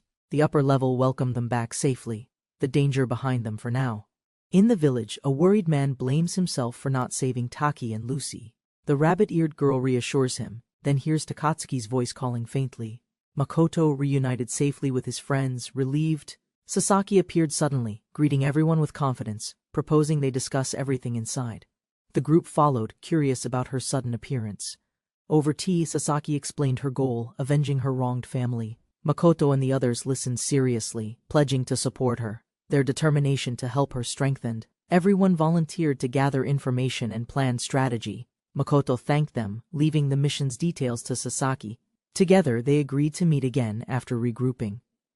Makoto learned of a dangerous quest from the guild. A harpy queen with her children threatened many. The party gathered, ready to plan their next move. Makoto explained the harpy queen was stronger than a griffon. Lucy's fire magic would help.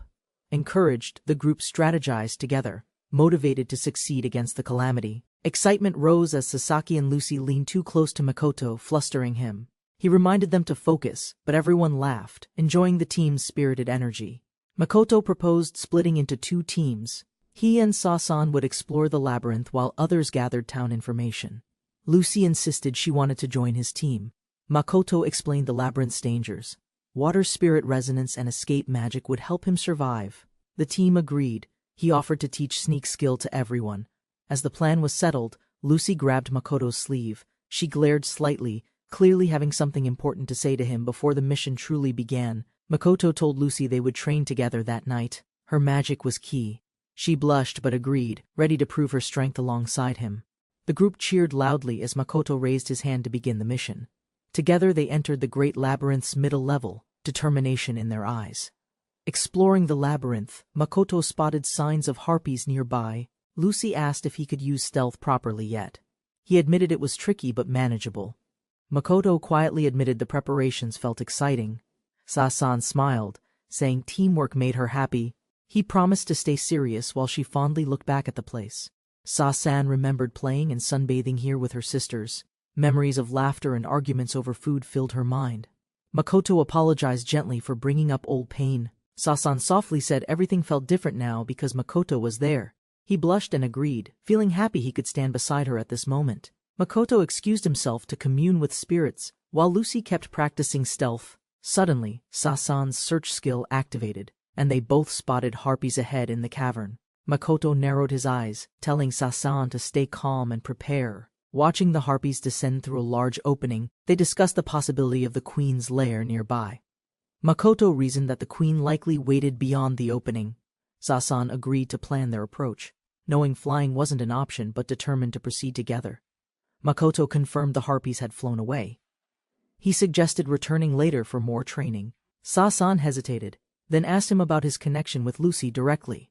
Makoto explained Lucy was a companion he'd partied with for half a year. Sasan seemed surprised, especially since he usually hunted goblins solo for ease. Sasan chuckled, remarking that Makoto hadn't changed at all despite everything.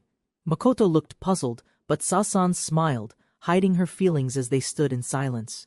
Makoto smiled and declared it would now be a party of 3 with Sasan. She hesitated briefly but agreed quietly, feeling relieved inside. Makoto reassured her Lucy would not mind and even thought it might be fun. Sasan watched him, realizing how close he seemed with Lucy. She wondered about calling him Makoto like Lucy did but hesitated. Saying his name directly felt unfamiliar yet strangely natural as she silently practiced it. Sasan smiled softly at Makoto and thought calling him by name would feel like a nice change. She promised herself to try it soon. Lucy unleashed a powerful earth spell, scattering debris around the clearing. Makoto observed quietly, noting her strategy for dealing with the harpy's elemental weakness. Information from the labyrinth revealed a dragon threat and the harpy's nest. Makoto updated Lucy, also asking about Aya's condition after the recent encounter. Aya remained indoors, her hands clenched as memories haunted her. Makoto sensed a strong hatred toward harpies from her reaction during their last exploration. The next morning, Sa insisted they act quickly. Makoto hesitated, aware of their lack of supplies and the danger that still loomed near the nest. Makoto warned the group about unprepared battles. Silence followed. Lucy watched Sei, who turned toward the window, determined but carrying pain only she understood. Lucy invited Aya into town. The group encouraged her to relax. It was her first chance to see the world beyond danger and duty. Makoto asked for more time to finalize preparations. Aya hesitated, but accepted. Her expression softened, hiding unease behind the simple words she gave in return. Everyone prepared to leave. Makoto departed for the guild. Aya stayed behind, quiet, thinking about revenge and wondering if all this effort was truly enough. At the market, Lucy handled the shopping. Aya followed, still unsure. The busy streets and noise felt distant, like they didn't belong to her yet. Lucy chose an accessory for Aya, hoping to cheer her up. Aya hesitated, overwhelmed by guilt and unsure if she deserved this kindness at all. Lucy suggested a break, noticing Aya's weariness. They sat outside a cafe, sharing tea. Aya appreciated the walk, feeling more grounded after exploring the unfamiliar streets. Aya looked over the town, surprised by its calmness despite lurking monsters. The peaceful atmosphere made her wonder how people could remain so cheerful. Lucy reassured Aya with gentle words.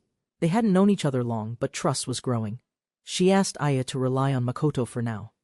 Aya remembered Takatsuki-kun's careful nature. Even back when they played games, he always prepared thoroughly, something he still did in this dangerous new world. They both smiled. Aya admitted he was more than just careful. Lucy welcomed her warmth, suggesting they drop honorifics. A small bond of friendship formed. At the cafe, Aya called Lucy by a nickname. They laughed together. Then Aya asked curiously about Makoto's actions in this unfamiliar world. Back at the base, Makoto shared what he'd discovered.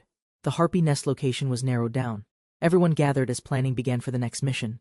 News arrived about the dragon's defeat by Sakurai-kun. Relief came briefly, but the situation wasn't resolved. Makoto listened, sensing more complications ahead. The relief faded quickly. There were more dragons hidden. Aya asked about the harpy queen. Lucy realized their challenges were far from over. Makoto calculated options. Delay risked Essay's resolve. Lucy needed more time to master their combo, but Aya, determined, insisted she would protect Essay herself. Makoto scheduled the attack for 4 days later. Everyone agreed to prepare. Lucy needed time. The others committed, determined to face the harpies together. As they finalized plans, Aya smiled quietly. Makoto's caution reassured her. Lucy, confident, promised she could handle the challenge with everything she had learned. Training began. Lucy practiced magic. Others encouraged her. The countdown continued. At nightfall they parted ways, filled with expectation and trust in one another's roles. Makoto laid awake, reflecting on tomorrow's battle. Despite preparations, anxiety crept in. He reached out in thought to Noa-sama, longing for her guidance again. Makoto found himself in Noa-sama's space once more. Her casual appearance surprised him, but her presence gave him a strange sense of calm and readiness. Makoto sat before Noa-sama, surprised by her casual attitude. She lacked divine presence, yet remained oddly sincere.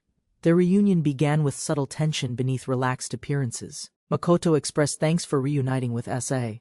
Noah proudly boasted about the encounter. Nearby, Sasaki Aya's presence reminded him how powerful allies had joined his side. Noah hinted at secrets within Aya's abilities. Lucy's efforts brought strength to the group, yet Makoto still felt unworthy, burdened by his lingering sense of weakness.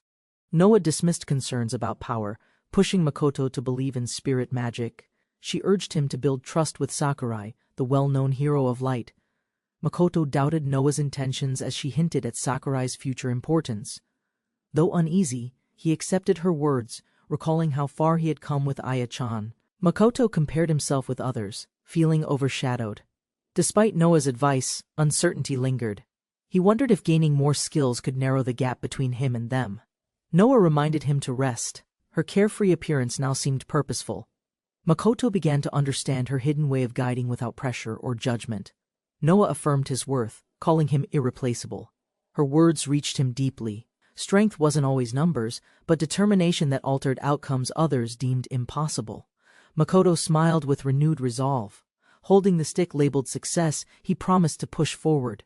Noah saw him off with quiet trust and grace. Back with his team, Makoto led their strategy. With everyone in sync, the plan to defeat the Harpy Queen began with careful coordination and timing. Despite late-hour nerves, Lucy remained determined. Fujiwara explained the enemy's weaknesses. Sasaki Aya steadied herself, ready to prove her resolve and confront the challenge ahead. Makoto encouraged Sei, calming her unease. The team gathered in unity, focused and prepared. With spirits lifted, they stepped forward toward their carefully crafted mission. As darkness set in, Makoto led confidently. His familiarity with the path reassured them. The group moved quietly, relying on stealth and trust in him. Fog thickened around them. Makoto appreciated the tension, calling it nostalgic. With Sai now beside them, their group of three felt balanced and complete again. Lucy shared Essay's amazement at city food. Curiosity shifted to Makoto's past life. As they walked, memories and questions stirred, deepening their bond in silence. Makoto blushed at Lucy's curiosity about his past. As enemies approached, they prepared for action. Lucy was instructed to wait while he moved forward. With composure, Makoto activated Clear Mind. The first harpy fell swiftly to a double strike. The others were alerted, but the plan stayed on track. Makoto used water magic to control blood spray. His second strike landed cleanly. Only one harpy remained, and their surprise tactic was still working. Makoto delivered a decisive blow to the last harpy. In silence, the creature collapsed. He stood steady, showing no hesitation despite the swift violence. Makoto confirmed the path was clear. Lucy joined him. With the nest ahead, she prepared her magic to support Aya. Their mission pressed onward. Lucy cast rock bullet magic, channeling fire through the stones. Her magic flared with purpose, preparing the battlefield with deadly precision and elemental power. A meteor shower rained destruction onto the harpy nest. The earth trembled under impact, signaling the start of their most powerful coordinated attack. The harpies were caught in chaos. Rock and flames scattered their ranks. Sei and Nina watched the destruction unfold, recognizing the plan was working. Nina and Sa moved into action. With harpies falling into the lake, the next phase began. It was their turn to strike without hesitation. Fueled by grief and resolve, Sa struck fiercely. Each attack pushed enemies toward the lake, where sea serpents waited. She fought to protect her family. As the harpies scattered, the group realized the Harpy Queen was still missing. Makoto and Lucy searched urgently, but no trace had yet appeared. Hope that the queen had been defeated quickly faded. A sudden reaction from a detection skill warned them. Everyone braced as tension surged instantly. Makoto spotted movement above. The group turned as a shadow loomed. The Harpy Queen emerged from the cliffside, her gaze locked firmly on them. Hovering high, the Harpy Queen revealed herself at last. With wings spread and presence dominant, she prepared to confront those who had challenged her. The Harpy Queen descended with indifference, dismissing the loss of her kin. Her enemies stood firm, wounded by the past, but burning with renewed determination. As realization settled in, they knew defeating the queen was their only hope. Her existence alone threatened everything they had fought to reclaim and protect. With blade raised, Makoto declared their resolve. One strike could end the harpies forever. Yet, the queen mocked their courage with a cold, amused smirk. She began to sing. The siren's song spread like a curse. Allies panicked, warning Makoto as the queen's voice seized his mind in silence. Trapped in the spell, Makoto lifted his blade to his throat. Voices cried out, but his will was slipping away, drawn toward the edge. The queen mocked their misfortune, proud of her manipulation. The group stood helpless as memories surfaced. This was not her first time corrupting the innocent. Makoto approached the queen under her spell, blade near his neck. The others hesitated, trapped by fear and unable to risk a single misstep. One glance shattered doubt. His eyes held clarity, not confusion. Her heart raced. Makoto wasn't controlled. He was acting with a plan, guided by resolve. The queen taunted with pity, unaware her charm had failed. He resisted her magic, and she remained blind to the rising will forming around him. She extended her foot in arrogance. Makoto knelt slowly, masking his intent. His allies watched, breath held, waiting for the moment to break her control. Makoto struck with precision, slashing the queen's leg. Her pride shattered instantly. His defiance shocked everyone. He never intended to kneel. He chose resistance. The queen reeled back. Sa dashed forward without hesitation. The window Makoto opened allowed her to press the attack. The team responded without delay. Makoto intercepted the queen's counterattack mid-air. His blade met her claws, defending SA. His strike was merciless. Her shriek echoed. She was no longer untouchable. Sa rushed in, fury ignited. The queen watched her approach with unease. The battle had shifted. Her dominance had faltered. This fight would end soon. As Essa closed in, her mind drifted. Memories of family, lost sisters, and their gentle bond resurfaced. Vengeance now met sorrow, anchored in painful remembrance. Sa ran forward with clenched fists. Her sister's images filled her mind. Strength surged through her. She would no longer run. She would strike back. Her fist crashed into the queen's body. Blood erupted as the impact landed. The silence broke with the sound of justice delivered by will. Her eyes burned with resolve. She struck with everything she had. This was her purpose now, to protect, to stand, to fight for those taken. Her blow landed again. The queen staggered, weakened but not falling. Sa held firm, knowing she must finish what she began no matter the cost. The queen gasped in disbelief. Even impaled, she lived. Sa's hand reached inside, clutching the heart. A final act, ready to end this horror. Sa held the queen's heart in her hand. Her voice trembled with resolve. This was justice. Her sister's pain would not be ignored again. She crushed the heart without mercy. The queen collapsed at last. Sa stood breathless, staring at her fallen enemy, overwhelmed by weight and release. She turned to her friends. Tears welled, breath short, but her smile formed. She had done it. Takatsuki Makoto stood beside her quietly. With soft steps, they embraced. The battle had ended. Grief faded, leaving something lighter. Sei whispered, "Thanks." The ache inside her began to dissolve. A purple stone shimmered in Sa's hand. It felt familiar, calming. Perhaps it held remnants of home. The others watched, unsure but hopeful. Sa clutched the crystal, warmth in her grip. She asked to keep it. The others agreed silently, understanding it held something deeply personal. Curious, they wondered how Takatsuki resisted charm. He explained calmly that magic disrupting the mind had no effect due to his skill-clear mind. Though the others found it odd, Makoto simply shrugged. Sa smiled, grateful. Their bond had grown. Even Lucy noticed Sa's closeness had changed recently. Memories returned of death, of regret, of sorrow. Sa looked back on her second chance, determined not to waste this life she had regained. With Makoto by her side, she made a quiet vow. This time, she would live fully.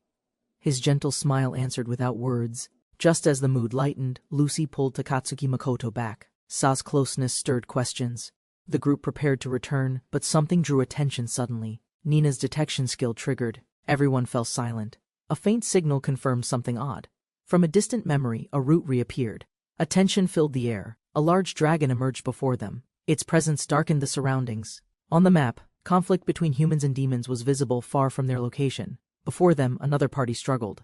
The knight urged retreat. The threat grew too strong. They couldn't win like this. A critical moment had arrived. Makoto defended Aya Sasaki from a surprise attack. As the group prepared to return, he detected monsters again, forcing them to remain cautious and alert. The team gathered near a mystical spring. As the atmosphere changed, they readied themselves for danger, stepping forward under Makoto's lead toward the unknown threat.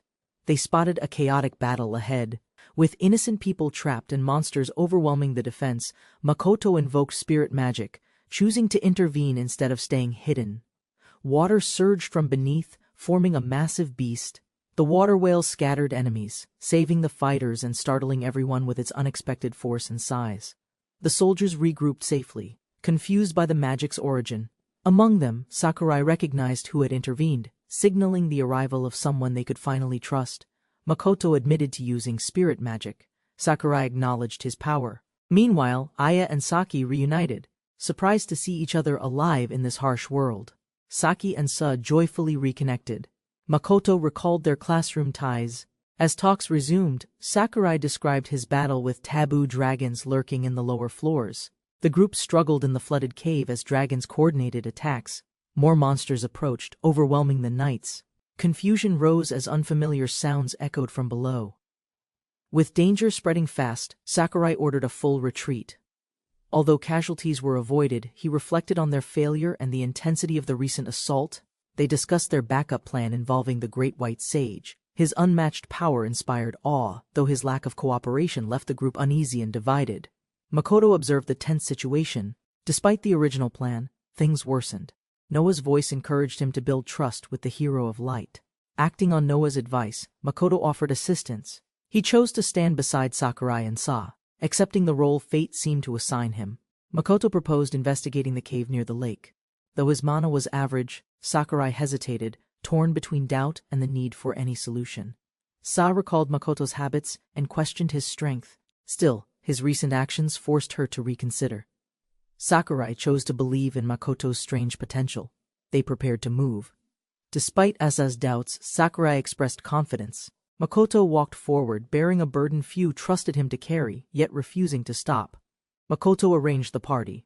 Aya joined as their guide. Despite doubts, the team set out, placing quiet trust in Makoto's untested but determined resolve. The group reached the dragon's lair. Below the lake's surface lay a hidden cave. Fighting in such a slippery terrain worried them, complicating the strategy. Makoto proposed luring the dragons out. Sakurai agreed it would work better in sunlight. Though doubtful, Makoto promised results, asking them to watch and wait. Makoto addressed nearby spirits. Aya praised his abilities, though others remained skeptical. Even among magic users, spirit communication was rare and hard to believe. Makoto respectfully requested the spirits' help. A sudden surge of magical energy followed. While others doubted, he moved with quiet confidence, relying on unseen allies. An overwhelming force surrounded them. Aya felt crushed under pressure. Makoto revealed it was spirit power, appearing stronger than ever before in unison. Makoto warned the group to stay back. Though power surged like a storm, it stayed calm around him, the eye of the magical typhoon. Despite disbelief, Sakurai encouraged trust. Saki doubted Makoto's control but noticed Sakurai's unwavering faith, leaving her questioning the depth of his expectations. Makoto declared his readiness. With energy rising, he raised his hand. Everyone watched in silence as a strange shift began to form around him. A massive serpent of water took shape. The summoned Yamata no Orochi towered before them, born from Makoto's spell, astounding all who witnessed its power. Takatsuki Makoto summoned the spirits, channeling days of training into one decisive moment. Determined, he prepared a spell to protect Issei's memory and honor. The spell ignited. Monarch-class magic surged from Makoto's hand. Spirits responded, diving below, ready to drive enemies from the dungeon's depths as ordered by him. Allies watched in awe. Yokoyama and Lucy praised the strength behind the magic. Sa smiled nervously, surprised by the scale of Makoto's unexpected power. Makoto laid out his plan to Sakurai. He'd channel the dragons upward, forcing them through the cave's ceiling. Behind him, something massive stirred awake. From the shadows, a taboo dragon burst forth, water trailing its scales. The others stood frozen as it towered above Makoto, ready to strike. The group spotted the taboo dragons rising again. Takatsuki, Makoto, and Sakurai braced themselves. The danger had doubled, and quick decisions were their only hope. Makoto asked Sakurai to follow the dragons once launched. Sakurai agreed without hesitation, confident that flight magic would keep pace after Makoto's attack struck. Despite the roar, Makoto remained calm through his clear mind skill. Sakurai revealed divine protection from the sun goddess, nullifying any mental interference or fear. Dragons neared the dungeon ceiling. Makoto guided them closer to the exit. Dawn's light poured through. Time and terrain finally favored their difficult strategy. Makoto prepared the final spell to eject the dragons. He reminded Sakurai his magic fades outside. Timing had to be perfect, or they'd fail. Makoto placed his full trust in Sakurai-kun. Confident and smiling, he passed responsibility to the hero of light for what would come next. Makoto unleashed water magic, Heavenly Dragon. The spells surged upward with overwhelming force, spiraling skyward as spirits carried the taboo dragons toward the surface. The dragons blasted through the sky. Makoto thanked the spirits. Everyone scanned the skies, hoping Sakurai would intercept them before chaos reached the land. Sakurai struck first with Light's sword, Flash. His aura flared brightly, powered by divine blessing. His blade struck true, aiming directly at the enemy. Makoto saw Sakurai succeed, but the second dragon fled. Its path turned toward Labyrinth City. Sakurai launched after it, unwilling to let it escape. The taboo dragon approached Labyrinth City. Citizens panicked. Sakurai hesitated, fearing his full strength might damage the city. He needed a different plan quickly. Just as Sakurai considered his next move, a powerful explosion struck the dragon. Shocked, he watched a magic barrier shimmer between city and sky. The dragon reeled from impact. Sakurai identified the barrier layered and strong. Only one person in their world could conjure such precise magical defense. Floating above the rooftop stood the great white sage. Sakurai gave thanks. With the city shielded, he could now fight without restraint. Raising his sword high, Sakurai embraced the sunlight. Declaring himself the hero of light, he prepared to end the threat with unwavering confidence. Sakurai unleashed Light Sword, Flash, striking the taboo dragon with precision. The citizens below watched as his blade cut through the enemy mid-flight. That night, a banquet was held in Sakurai's honor. Cheers filled the air as people celebrated their hero of light's victory over the threat. The group toasted together. Sa was praised for her victory. Surrounded by food and laughter, the mood shifted from war to relief and gratitude. Sa asked to join Makoto's return. Their bond had grown stronger. Everyone welcomed the idea warmly, reaffirming their unity as one traveling party. Fujiyan protested, but Makoto reminded him they were partners too. Amid shared jokes and cheers, the group's camaraderie was clear to all who watched. Makoto was summoned to meet Princess Noelle. Though unsure why, his companions encouraged him. Surrounded by nobility, he nervously wondered what this meeting meant. Sakurai casually admitted he mentioned Makoto's name. Caught in misunderstanding, Makoto tried deflecting credit, but was already identified as a key figure in victory. Escorted before royalty, Makoto faced criticism for his attire. Feeling out of place, he sighed, wishing the formalities would pass without incident or conflict. Before him stood Princess Noelle, elegant and poised. Makoto remained cautious, but a sudden sense of recognition struck him as he noticed someone beside her. Makoto Takatsuki arrived before Princess Noelle and her escort. He stood straight as they expressed gratitude for the taboo dragon subjugation he helped accomplish. Although Makoto tried to redirect praise to Sakurai Ryusuke, the princess persisted. Her attitude was warmer than expected, making him feel more confused than honored. Sakurai suggested inviting Makoto to Highland. Noelle hesitated, aware of Sophia's presence. Makoto sensed tension rising, unsure how to handle the situation without causing trouble. Princess Noelle recognized Makoto as a citizen and praised his contribution. Still, her awkward hesitation made him wonder if she truly remembered who he was. Suddenly, she announced his welcome as a nation's honored mage. Stunned, Makoto clenched his fist, recalling how she had ignored him once before. Makoto Takatsuki recalled how he once begged sincerely for divine protection, only to be coldly dismissed. That memory still lingered bitterly in his heart. His refusal shocked the room. While others grew tense, Makoto's words carried years of pain. He resented their sudden offer after ignoring his earnest plea. Makoto confronted their hypocrisy. Once rejected without notice, he now stood boldly, calling them out.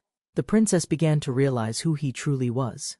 Makoto's frustration boiled over. He rejected their offer, choosing pride over position.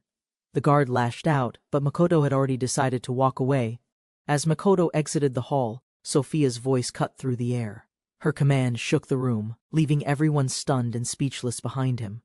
Sophia firmly denounced the injustice. Despite being called an apprentice, Makoto Takatsuki's deeds spoke louder. The guard, cornered by truth, had no choice but leave. Sophia bowed respectfully. Her voice, once cold and commanding, now trembled with sincerity as she asked Makoto Takatsuki to forgive what had almost transpired. She invited him to remain in roses. Makoto, touched by her humility, chose to stay, reaffirming his love for Macallan and the people within. Makoto noticed her gentle expression shift. Though hesitant to request anything, she offered a gift as reparation, leaving him unsure of what he truly wanted. Thinking of Fujiwara-kun, Makoto spoke up. He requested freedom for his friend's business. Sophia agreed, moved by the selflessness behind his only wish. Makoto Takatsuki received the permit with gratitude. Farewells followed, with allies offering help and open doors, though some eyes still lingered with complex feelings. Returning to town, Makoto handed Fujiwara a business permit. Everyone celebrated his success, unaware he had chosen friendship over fortune when offered a reward. Fujiwara was overwhelmed. The permit opened huge opportunities. Meanwhile, the others noted Princess Sophia's unusual efforts, suspecting her motives were more personal than official. Sakurai Rusuke received thanks but laughed off the tension. Makoto, ever modest, deflected credit for the mission, even as others praised his exceptional power. Everyone was abuzz as Sakurai mentioned the Great White Sage. Despite their excitement, Makoto hesitated, unsure he wanted more attention or high-ranking meetings. Makoto Takatsuki relaxed as his companions agreed to stay. Surrounded by friends, he felt more at ease, though advice about the Great White Sage lingered. They discussed the Great Sage's legacy. Despite doubts, Makoto learned of the inheritance skill, granting each successor the ancient hero's unmatched magical power. Just before entering, Noa's voice echoed a warning. Her interference was unusual, and Makoto stood frozen, unsure whether to trust her instincts. Makoto hesitated at the threshold. Noa's plea clashed with Sakurai's introduction. The moment felt heavier than expected, as if destiny trembled beyond the barrier. The Great Sage allowed only Makoto and his friends to enter. Swallowing his nerves, he stepped forward, resolved to face whatever truth lay ahead. Makoto Takatsuki entered the chamber cautiously. The voice welcoming them sounded youthful, not aged. He and his companions stepped forward, unsure what to expect. Next, a girl with white hair and a calm gaze awaited them. Makoto silently realized the powerful figure before him was the legendary Great White Sage. She reached toward Makoto and instantly recognized him. The atmosphere turned cold as she exposed his identity. He was an apostle of Noah, shocking everyone present. Makoto Takatsuki stood before the Great Sage, her piercing words exposing his ties to an evil god and his unusual feared companions. Realizing the danger of exposure, Makoto recalled Noah-sama's warning. In Highlands, such affiliations meant death. His mind raced for a way to deceive. The sage's gaze sharpened. Makoto forced a smile, holding his ground, while Sei and Lucy silently stood behind him, tension building in the room. Unexpectedly, the Great Sage eased her tone, acknowledging his support to the hero of light. Her invitation to talk over tea shifted the mood. Reluctantly, Makoto took the seat beside her. Despite discomfort, he stayed composed, sensing it was wiser to follow her lead than create suspicion. The Great Sage summoned tea and snacks with effortless magic, astonishing the group. Makoto observed quietly, uncertain of her power but staying alert beside her. Sa asked casually, but Makoto's thoughts churned. The sage's chantless magic proved overwhelming. Escape seemed pointless. They were clearly outmatched in every possible way. She casually revealed knowledge of Makoto's spirit magic and his role with the taboo dragons. The talk shifted toward the looming revival of a demon. Makoto sipped cautiously as the sage speculated on his identity. Her words traced back to Noah's ancient apostle, once feared as the Mad Hero. Lucy recounted the tale of the Mad Hero's rampage. He was a berserker who killed all but the hero of light, defeated only by Abel. Makoto silently questioned Noah's past, puzzled by her connection to the Mad Hero. The Great Sage confirmed the madness, recalling chaotic encounters from long ago. She revealed her ancient memories came from an inheritance skill.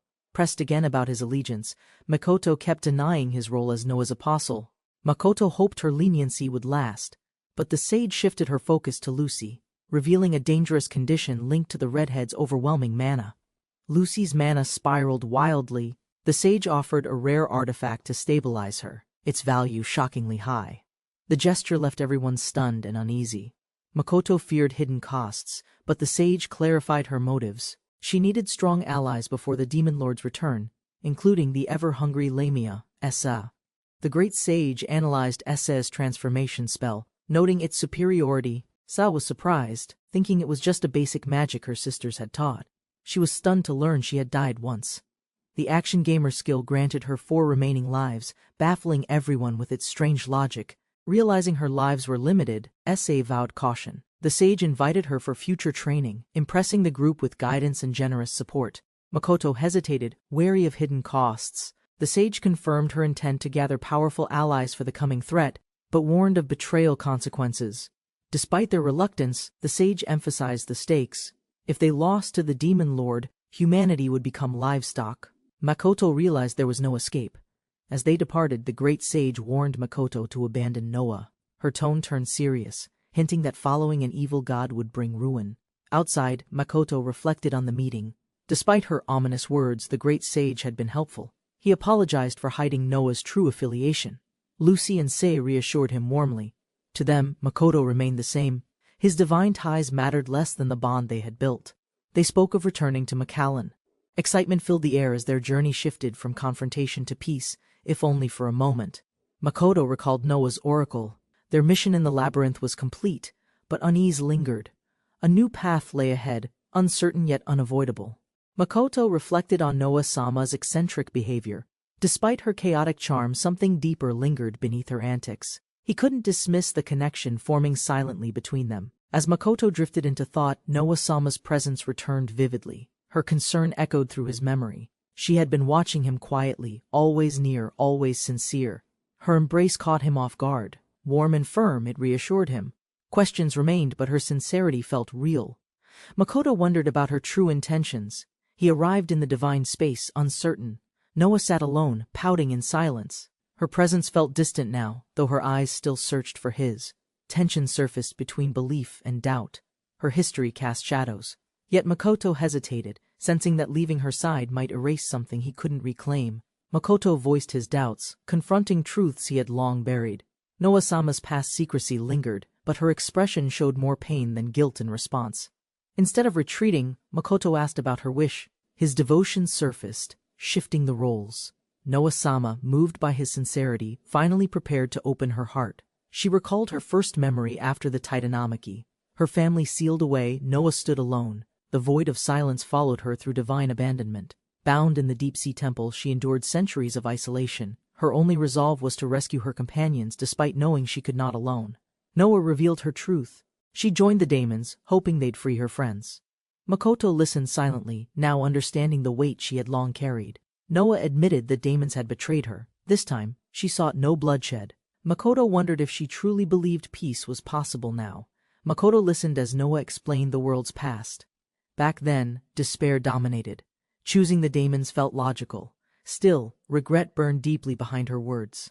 Hope briefly sparked in her heart when Makoto's class arrived. She saw potential believers. Her plan hinged on fragile human faith and quiet desperation. Makoto questioned her intentions. Noah now refused to serve the demon lords. Instead, she hoped current turmoil might shift the balance in her favor. Makoto realized weakening faith in the holy gods could open a path. Even if difficult, it might be the key to freeing her friends. Makoto reflected on the divide between gods and humans. Noah-sama's charm held no sway, yet her sincerity left a deeper mark on his heart. She pressed him for an answer. Makoto hesitated, unsure of the path ahead. The burden of choice rested heavier than he'd anticipated before. Presented with a system-breaking decision, Makoto faced his greatest trial. Aligning with Noah meant rebelling against the world itself and reshaping everything he knew. He recalled the moment she first reached out. No one else had spoken to him with such resolve. Her presence anchored him after isolation. Thanks to Noah-sama, Makoto had survived countless trials. Her blessings brought strength, allies, and reunions. Yet he had only ever received, never once repaid her. Makoto made his choice. Remembering Noah-sama's kindness, he accepted her invitation. A promise formed silently in his heart to repay everything she gave him. He rose before Noah with newfound resolve. Together they would defy the world system and reach for the impossible dream she once held alone. Her smile radiated warmth. Makoto now walked a new path beside her. Perhaps her magic had always influenced him, or maybe it never had. The journey resumed aboard the airship. Excitement stirred among friends. Makoto reflected on his choice, the path ahead now quietly illuminated by conviction. Wind brushed across the deck as laughter echoed. Sa's energy lifted the mood. Makoto smiled naturally, the weight on his heart finally feeling lighter. Makoto's feelings warmed at Sa's words. The ease of friendship slowly returned. Despite the world's weight, these gentle moments gave him quiet strength. Lucy teased him, sensing his joy. Grateful, Makoto thanked her. Together they shared a connection forged through trials, now bound by something gentler and stronger. A sudden gust forced Lucy into his arms. Unsure how long to hold her, Makoto hesitated. Her touch reminded him how precious each moment was. Playful tension swirled aboard the ship. Amid laughter and chaos, Makoto watched the horizon, wondering if Noah saw hope in their adventure's outcome. Before him stretched enemy lands, a world ruled by holy gods. Yet as Noah-sama's apostle, Makoto knew the fight ahead would be worth it. After enduring countless trials in the labyrinth, Makoto and his companions returned to Macallan. The familiar sight brought ease, but the journey was not over. As they parted with Fujian, Makoto led Sei and Aya toward the guild. The peaceful streets masked the weight of the report he carried. Inside the guild, Mary rushed to Makoto, embracing him tightly. Aya and Lucy watched silently, their attention fixed on the unfamiliar woman's bold greeting. Mary introduced herself while clinging to Makoto. Aya responded politely, though Lucy stayed tense. The guild's atmosphere shifted as whispers stirred among nearby adventurers. Makoto submitted the report, detailing the dragon's defeat. Despite his humility, the achievement echoed through the guild, drawing unexpected eyes and stirring deeper interest. Makoto was stunned to receive a silver rank. His companions cheered, but he doubted his strength. The recognition still felt distant, despite his efforts.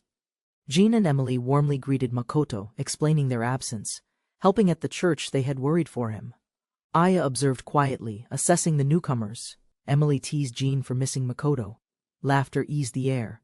Mary held her report, while plans for a celebration began forming around their safe return. Worried about Mary's drinking, Aya and Lucy prepared to guard Makoto. The last time had left memories they didn't wish to repeat so soon. Night fell over Macallan. The celebration began. Surrounded by friends and commotion, Makoto smiled quietly.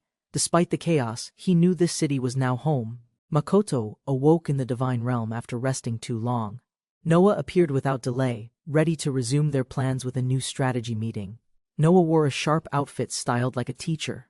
Her enthusiasm filled the room as she declared her intention to change the world with Makoto.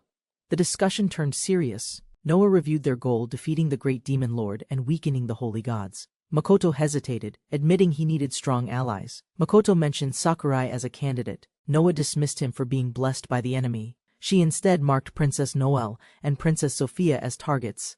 Makoto rejected the plan. Instantly he argued that hatred from Sophia was real. Noah remained confident that strong emotion could turn into something else. Makoto refused the idea of pursuing Noelle.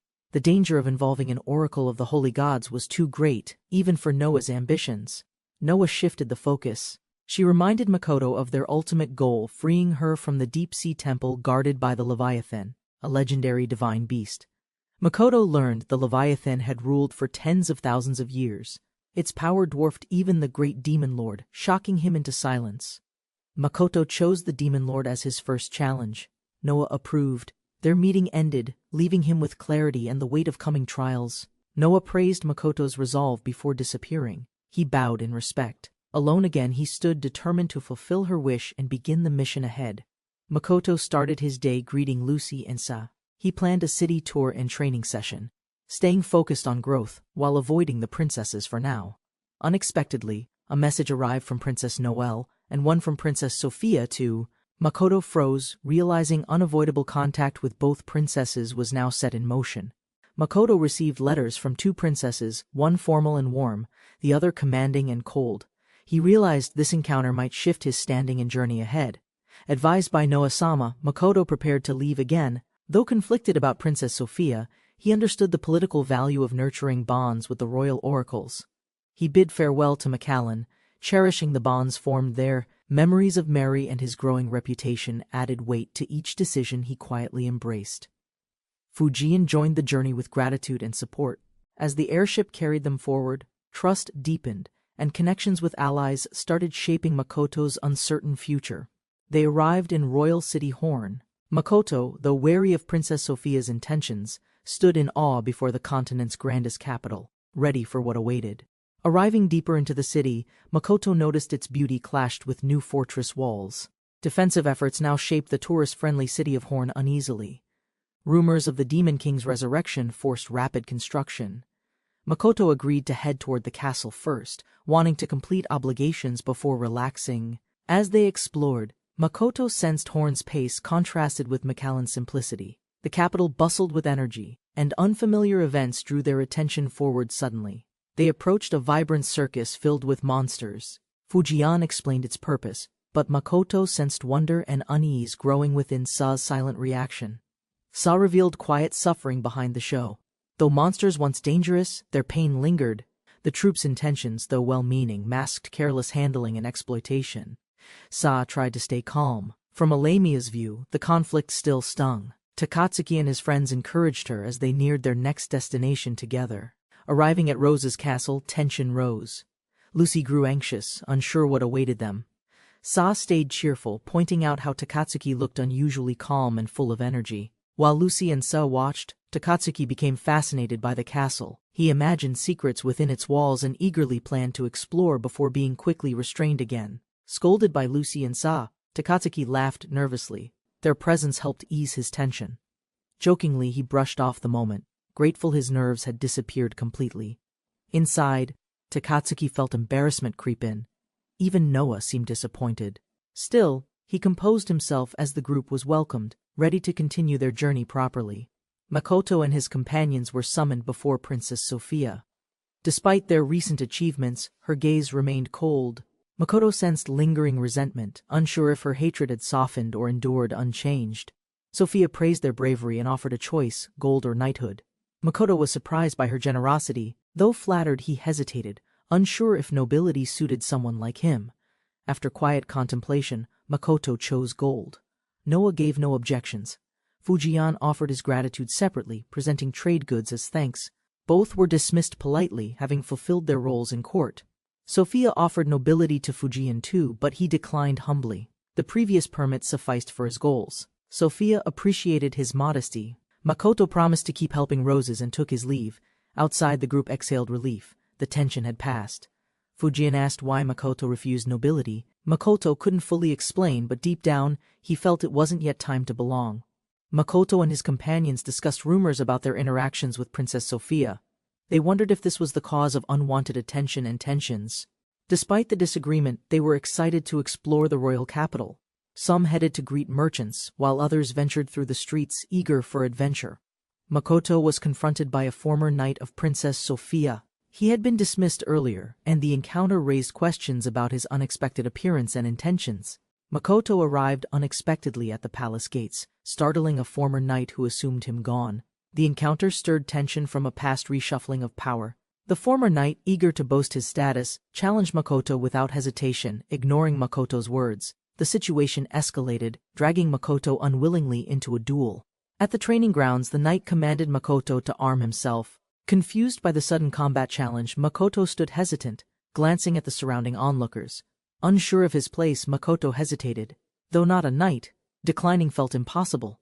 He considered using his spirit magic, despite the awkwardness of doing so. Makoto searched for spirits but found none. His power suppressed in the holy capital, he stood conflicted, unsure how to handle the overzealous commander.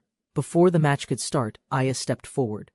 Calm but firm, she declared herself Makoto's shield, facing the knight's challenge without hesitation. The commander refused to fight her directly, appointing a lady knight instead. Aya, undeterred, chose to fight barehanded, confident in her overwhelming strength. With one swift strike, Aya knocked her opponent unconscious. The spectators stood frozen, stunned by her effortless victory. Aya simply turned, asking who'd come next. One by one, knights fell. Aya's hidden power, born from another world and enhanced by her unique race, proved too much for normal warriors to endure. The dust settled. Aya stood alone, unshaken among defeated knights. The commander watched silently, realizing none of his forces could match her might. Aya confronted the final knight. With the others down, pressure built. The commander deflected, accusing Makoto of cowardice to provoke a one-on-one confrontation. Aya activated her intimidation skill, her aura paralyzing the commander. Reminding him of past insults, she made her intent clear: this battle would be personal. Eyes blazing, Aya declared her full strength. With fists clenched, she prepared to strike with no restraint, determined to protect and avenge her companion. Power radiated from her stance, cracking the enchanted floor. Even seasoned knights trembled, realizing she used the same move that defeated the Harpy Queen. Sophia arrived, silencing the room. Her gaze pierced through the chaos. The commander stammered, trapped between shame and fear beneath her unflinching stare. Sophia's calm words masked a brutal truth: her knights were weak. Embarrassed, the commander faltered, Makoto and the group quietly prepared to exit the awkward scene. Just as they turned, a new voice called out. Prince Leonard Air Roses introduced himself proudly, a boy known as the Hero of Ice. Though just 9, Leonard spoke boldly. Sophia warned him to take care. His youthful pride flared, eager to prove himself before the seasoned adventurers. With sudden force, Leonard unleashed monarch-class magic. A massive water dragon roared forth. Makoto watched in awe at the prince's raw but uncontrolled strength. Sophia allowed him to fight next time, but the dragon veered wildly. Makoto realized Leonard's power was unstable and the danger had only just begun. Makoto prepared to help, syncing with Leo's mana. Unsure of the outcome, he activated a technique he hadn't used in a long time. Taking control of the water dragon, Makoto calmed its wild magic. With Leo's mana flowing, he decided to steer the massive force skyward. He transformed the dragon into soaring birds. The crowd marveled, but Sophia questioned the lingering contact. Makoto awkwardly stepped back, unsure of the moment. Leo pleaded for more time together. Sophia hesitated. Between politeness and sparkles, Makoto found himself inching closer to an unplanned royal dinner invitation. Unable to refuse, Makoto agreed. Sophia's rare smile revealed a sisterly bond. The party left the palace, bound by gratitude and an unexpected promise. After the palace visit, the group reflected on recent events. Aya admired Makoto's magic, though he downplayed it. A familiar voice suddenly called out. A circus performer invited them to the famous monster troupe. Unsure, Makoto hesitated as the decision was pushed onto him by his companions. The circus promised wild attractions, griffins, golems, even demi-humans. But the group grew visibly uncomfortable at the idea of sentient beings being part of entertainment. Makoto politely refused the offer. The clown backed off cheerfully. Aya and Lucy quietly expressed their thanks for avoiding a disturbing spectacle. They agreed the show was wrong. With a clear conscience, they headed into town, chatting about shopping, sweets, and reclaiming a lighter mood together. As the group left, the clown watched with a smirk. He promoted tomorrow's festival, hiding a deeper intent beneath practiced gestures and cheerful words. Makoto proposed a morning goblin hunt to make use of free time. The others, occupied or uninterested, chose different plans for the day instead. Though disheartened by their refusal, Makoto masked it with determination. He claimed independence, deciding to hunt alone while the girls explored the town together. Aya and Lucy wandered through the streets, chatting cheerfully. Aya suggested a cafe, but their appetite led them to consider shopping before their next meal. As they strolled near the fountain, Aya curiously asked about Lucy's monster upbringing. Lucy recalled surviving on nuts, avoiding raw meat unlike other Lamia tribes. The girls browsed a magical shop filled with oddities. Lucy's eyes lit up upon spotting a unique staff, proudly showing it off to Aya. The girls browsed outfits playfully, trying various styles. Lucy blushed in embarrassment, while Aya cheerfully suggested combinations, each outfit more daring than the last. Aya's bold choice left Lucy speechless. Flustered, she struggled to reject it, while Aya teased further, wondering if Makoto liked riskier looks even more. Their imaginations drifted toward Makoto, stirring awkward fantasies. Quickly recovering, they laughed off the moment and rushed excitedly toward the next shop down the row. Later, at a quiet cafe, Lucy complimented Aya's charm. Their peaceful moment deepened as honest feelings about one another surfaced behind soft smiles. Jealousy gently surfaced as Aya mentioned Lucy's private training time with Makoto. Lucy sighed, overwhelmed by practice, recalling his strict insistence on mastering magic. Over tea, they admitted nothing had truly happened with Makoto yet.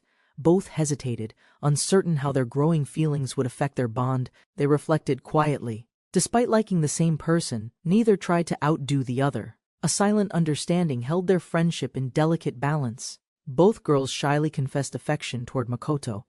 The idea of sharing him surfaced, strange yet oddly comforting, though neither dared to speak it aloud. Nina interrupted, sensing tension. Hearing their dilemma, she understood they both loved Makoto, but respected each other too much to take a step. Nina offered an unexpected idea, polygamy. Shocked, they pondered its meaning and fairness, unsure how to navigate affection without breaking what they already shared. Their conversation grew louder, catching the attention of nearby guests. Embarrassed, Nina tried to regain control, whispering a wild rumor to shift the focus. The shocking tale left both girls red-faced. Nina fled the scene with a hasty excuse, leaving Aya and Lucy to process the scandalous idea. Aya suddenly proposed they approach Makoto together from now on. Lucy hesitated but agreed, unsure what all truly meant in Aya's enthusiastic declaration. They reached an understanding anything was better than breaking their friendship. Jokingly, they planned to buy lingerie and return home with determination. Reuniting with Makoto, they greeted him cheerfully. Though his goblin hunt failed, their bond had grown. Beside him, they smiled, hiding their bold new pact. Makoto arrived at the castle, eager to try the court's famous cuisine. The dishes sparkled with luxury, and his first bite left him stunned. The group savored every bite, praising the flavors. Aya led the charge toward dessert, and even Lucy's usual restraint melted under the feast's charm. Makoto thanked Prince Leonard warmly. The prince's gracious welcome and soft demeanor left a positive impression, earning respect from even Aya and Lucy. Discussion shifted to Princess Sophia, known as the Ice Sculpture Princess. Makoto accidentally commented on their differences, awkwardly realizing his words could sound rude. Leonard defended his sister's nature, explaining her driven personality and tendency to judge quickly. Despite her cold aura, Sophia worked tirelessly for others without rest. Leonard spoke about rising tensions, revealing the continent's fears of the Demon Lord's return. He explained Sophia's efforts to strengthen Rose's vulnerable military. Leonard expressed hope in Makoto joining their ranks. Makoto declined modestly, calling himself unqualified. Leonard remained unconvinced. Having seen Makoto's true magical talent firsthand, determined Leonard asked Makoto to be his magic tutor. Caught off guard, Makoto hesitated, overwhelmed by the sudden choice that appeared before him. Makoto considered the offer staying meant aiding the prince, but also facing Sophia, whose cold presence left him uneasy about their future interactions. Before he could respond, Sophia appeared. Leonard defended his request, praising Makoto's skill. Sophia objected, but Leonard's admiration made him stand firm in his wish. Sophia dismissed Leonard's praise of Makoto, claiming beauty and magic held no worth. Her sharp words created tension between the prince, tutor, and adventurer. Makoto tried to defuse the situation. Sophia's rising anger became obvious, startling everyone. Suddenly, a distant noise shifted their attention toward something outside the hall. A knight burst in, delivering dire news. A large group of monsters had breached the city, forcing everyone to drop their conflict and refocus. As confusion spread, a strange question emerged. Someone questioned Leonard's role. Makoto stood bewildered, uncertain if he had just been added to a strange plan. Rumors of monsters inside the capital caused unrest. The citizens gathered, confused by the breach of the city's supposedly impenetrable magic barrier. Acting quickly, Princess Sophia commanded the knights and adventurers to defend the city and rescue civilians. Orders were issued without hesitation amid growing tension. Her younger sister stepped forward, determined to fight. Refusing to hide, she asserted her place in the battle as a hero with pride and urgency. Though worried, Sophia allowed her sister to join. Others agreed to assist. Makoto was asked to help, and he responded with unwavering readiness. The group split into roles. Some went to shelters, others to defend. With resolve, they moved as one, prepared for the chaos awaiting outside. As flames devoured the capital of Horn, the group stood frozen. Determined, they moved toward the square, ready to aid the evacuation effort immediately. Monsters attacked civilians in the streets. Without hesitation, the adventurers fought back, shielding innocents and striking fast to repel the advancing beastmen and chaos. Fires blazed and steel clashed against claws. The defenders struggled. Suspicion grew as Makoto realized the destruction might not be random but someone's deliberate act. A massive stone golem crashed down. Despite fear, the former knight rallied the troops, urging them to fight together with renewed courage against the threat. Recognizing the golem from the circus, Lucy voiced her doubts. It wasn't a monster invasion, something strange was happening. But first, they had to survive. Reinforcements charged in, rallying with promise of reward. Makoto noticed the coordination. Confidence grew, but he reminded himself not to act carelessly in battle. Makoto issued orders quickly. Lucy targeted the head. SA prepared for the final blow, and Makoto supported with magic, using water as a weapon. A barrage of spells bombarded the golem. Lucy unleashed devastating power, ending with a crushing meteor spell that struck its core with incredible force. Makoto manipulated the nearby fountain, casting a massive spell. Water surged upward, crashing down as a dragon-shaped force, shattering parts of the golem's armor. He froze the flooded ground, trapping the monster's movements. It slipped, collapsing hard. Makoto shouted the signal, and the troops rushed in to strike. With a fierce strike, Essa delivered the final blow. The massive golem shattered on impact, its rubble scattering across the battlefield in a cloudburst. As dust settled, cheers erupted.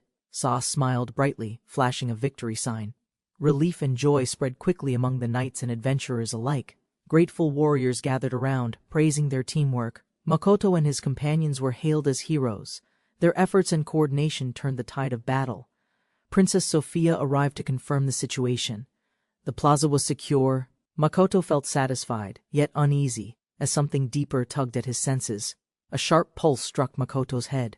His detection skill flared. Something dangerous was nearby. A disaster-class presence loomed, unseen and far too close for comfort. Makoto heard eerie voices from the fallen giant, both hateful and childlike. No one else could hear them. Something unknown was speaking directly to him. A shadowed voice demanded something in return for power.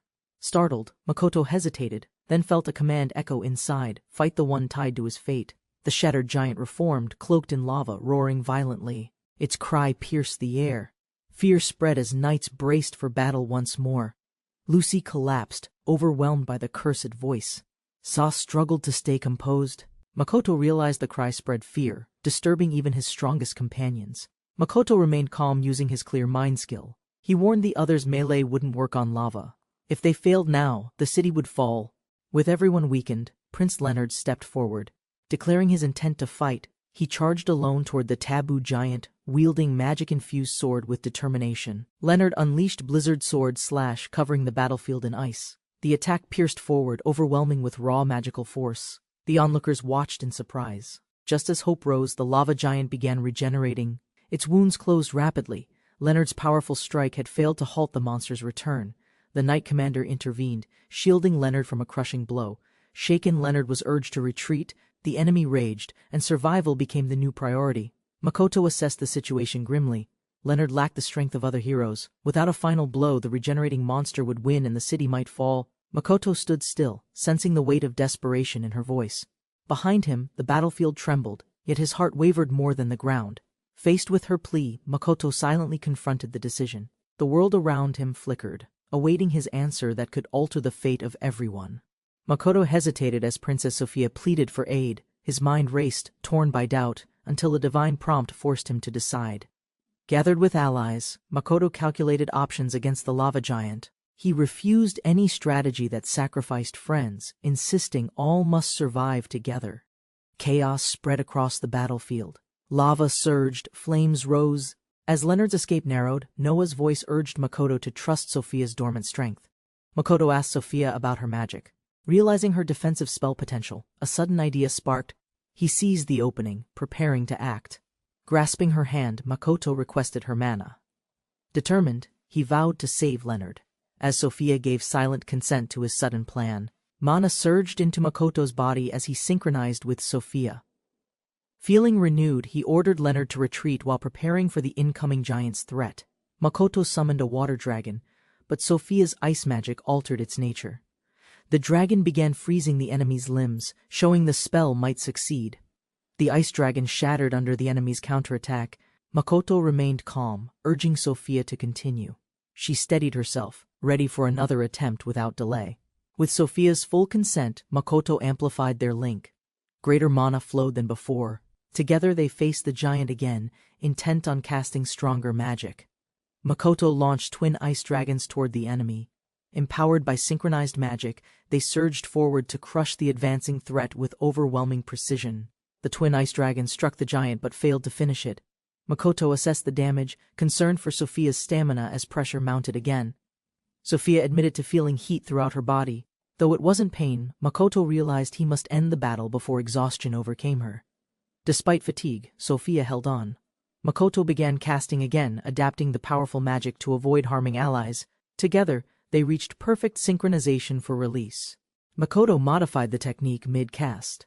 A new form emerged, the Ice Phoenix, a powerful manifestation aimed to end the fight decisively. The Ice Phoenix struck true. The giant froze and could no longer move. Makoto credited Sophia's strength as borrowed mana sealed their final victory. Makoto cast a final spell, sealing the giant in an immense ice prison. With the enemy captured, the tide of danger finally settled. The Ice Phoenix stood watch. Makoto confirmed the freezing would hold for 7 days. He reminded the others to resolve matters before then. Realizing he still held Sophia's hand, Makoto apologized sincerely. She quietly accepted his thanks, her expression calm despite the fatigue from mana loss. The victory was announced. Soldiers coordinated recovery efforts. Makoto turned at the sound of urgency. Something about Sophia drew immediate concern to his face. An elder knight, exhausted but upright, declared his duty fulfilled. Refusing rest, he ordered others to secure the princess and prince for protection. Though battered, the knights returned to duty. Makoto downplayed his actions, but Sophia promised proper reward for the aid he had given. Relieved to see his friends safe, Makoto noticed Aya shivering. Her tribe's nature made her vulnerable to cold, unlike Lucy, who endured well. Makoto offered his cloak, helping Aya recover. Realizing her weakness, he called Lucy to share warmth, forming a solution through spontaneous teamwork. Hugging Lucy tightly, Aya found warmth again. Amid playful complaints, Makoto smiled, reminding everyone to stay alert while heading back through the town. Sophia, ever composed, refused rest. Her skill ensured emotional clarity, yet even she allowed a moment to breathe before aiding her people once more. As the calming magic faded, Makoto's emotions surged back. The pressure overwhelmed him briefly, and Sophia instinctively tightened her hold, sensing his distress. Sophia's control broke for a moment. Feelings she had buried returned in full, leaving her stunned and uncertain about what had begun to awaken.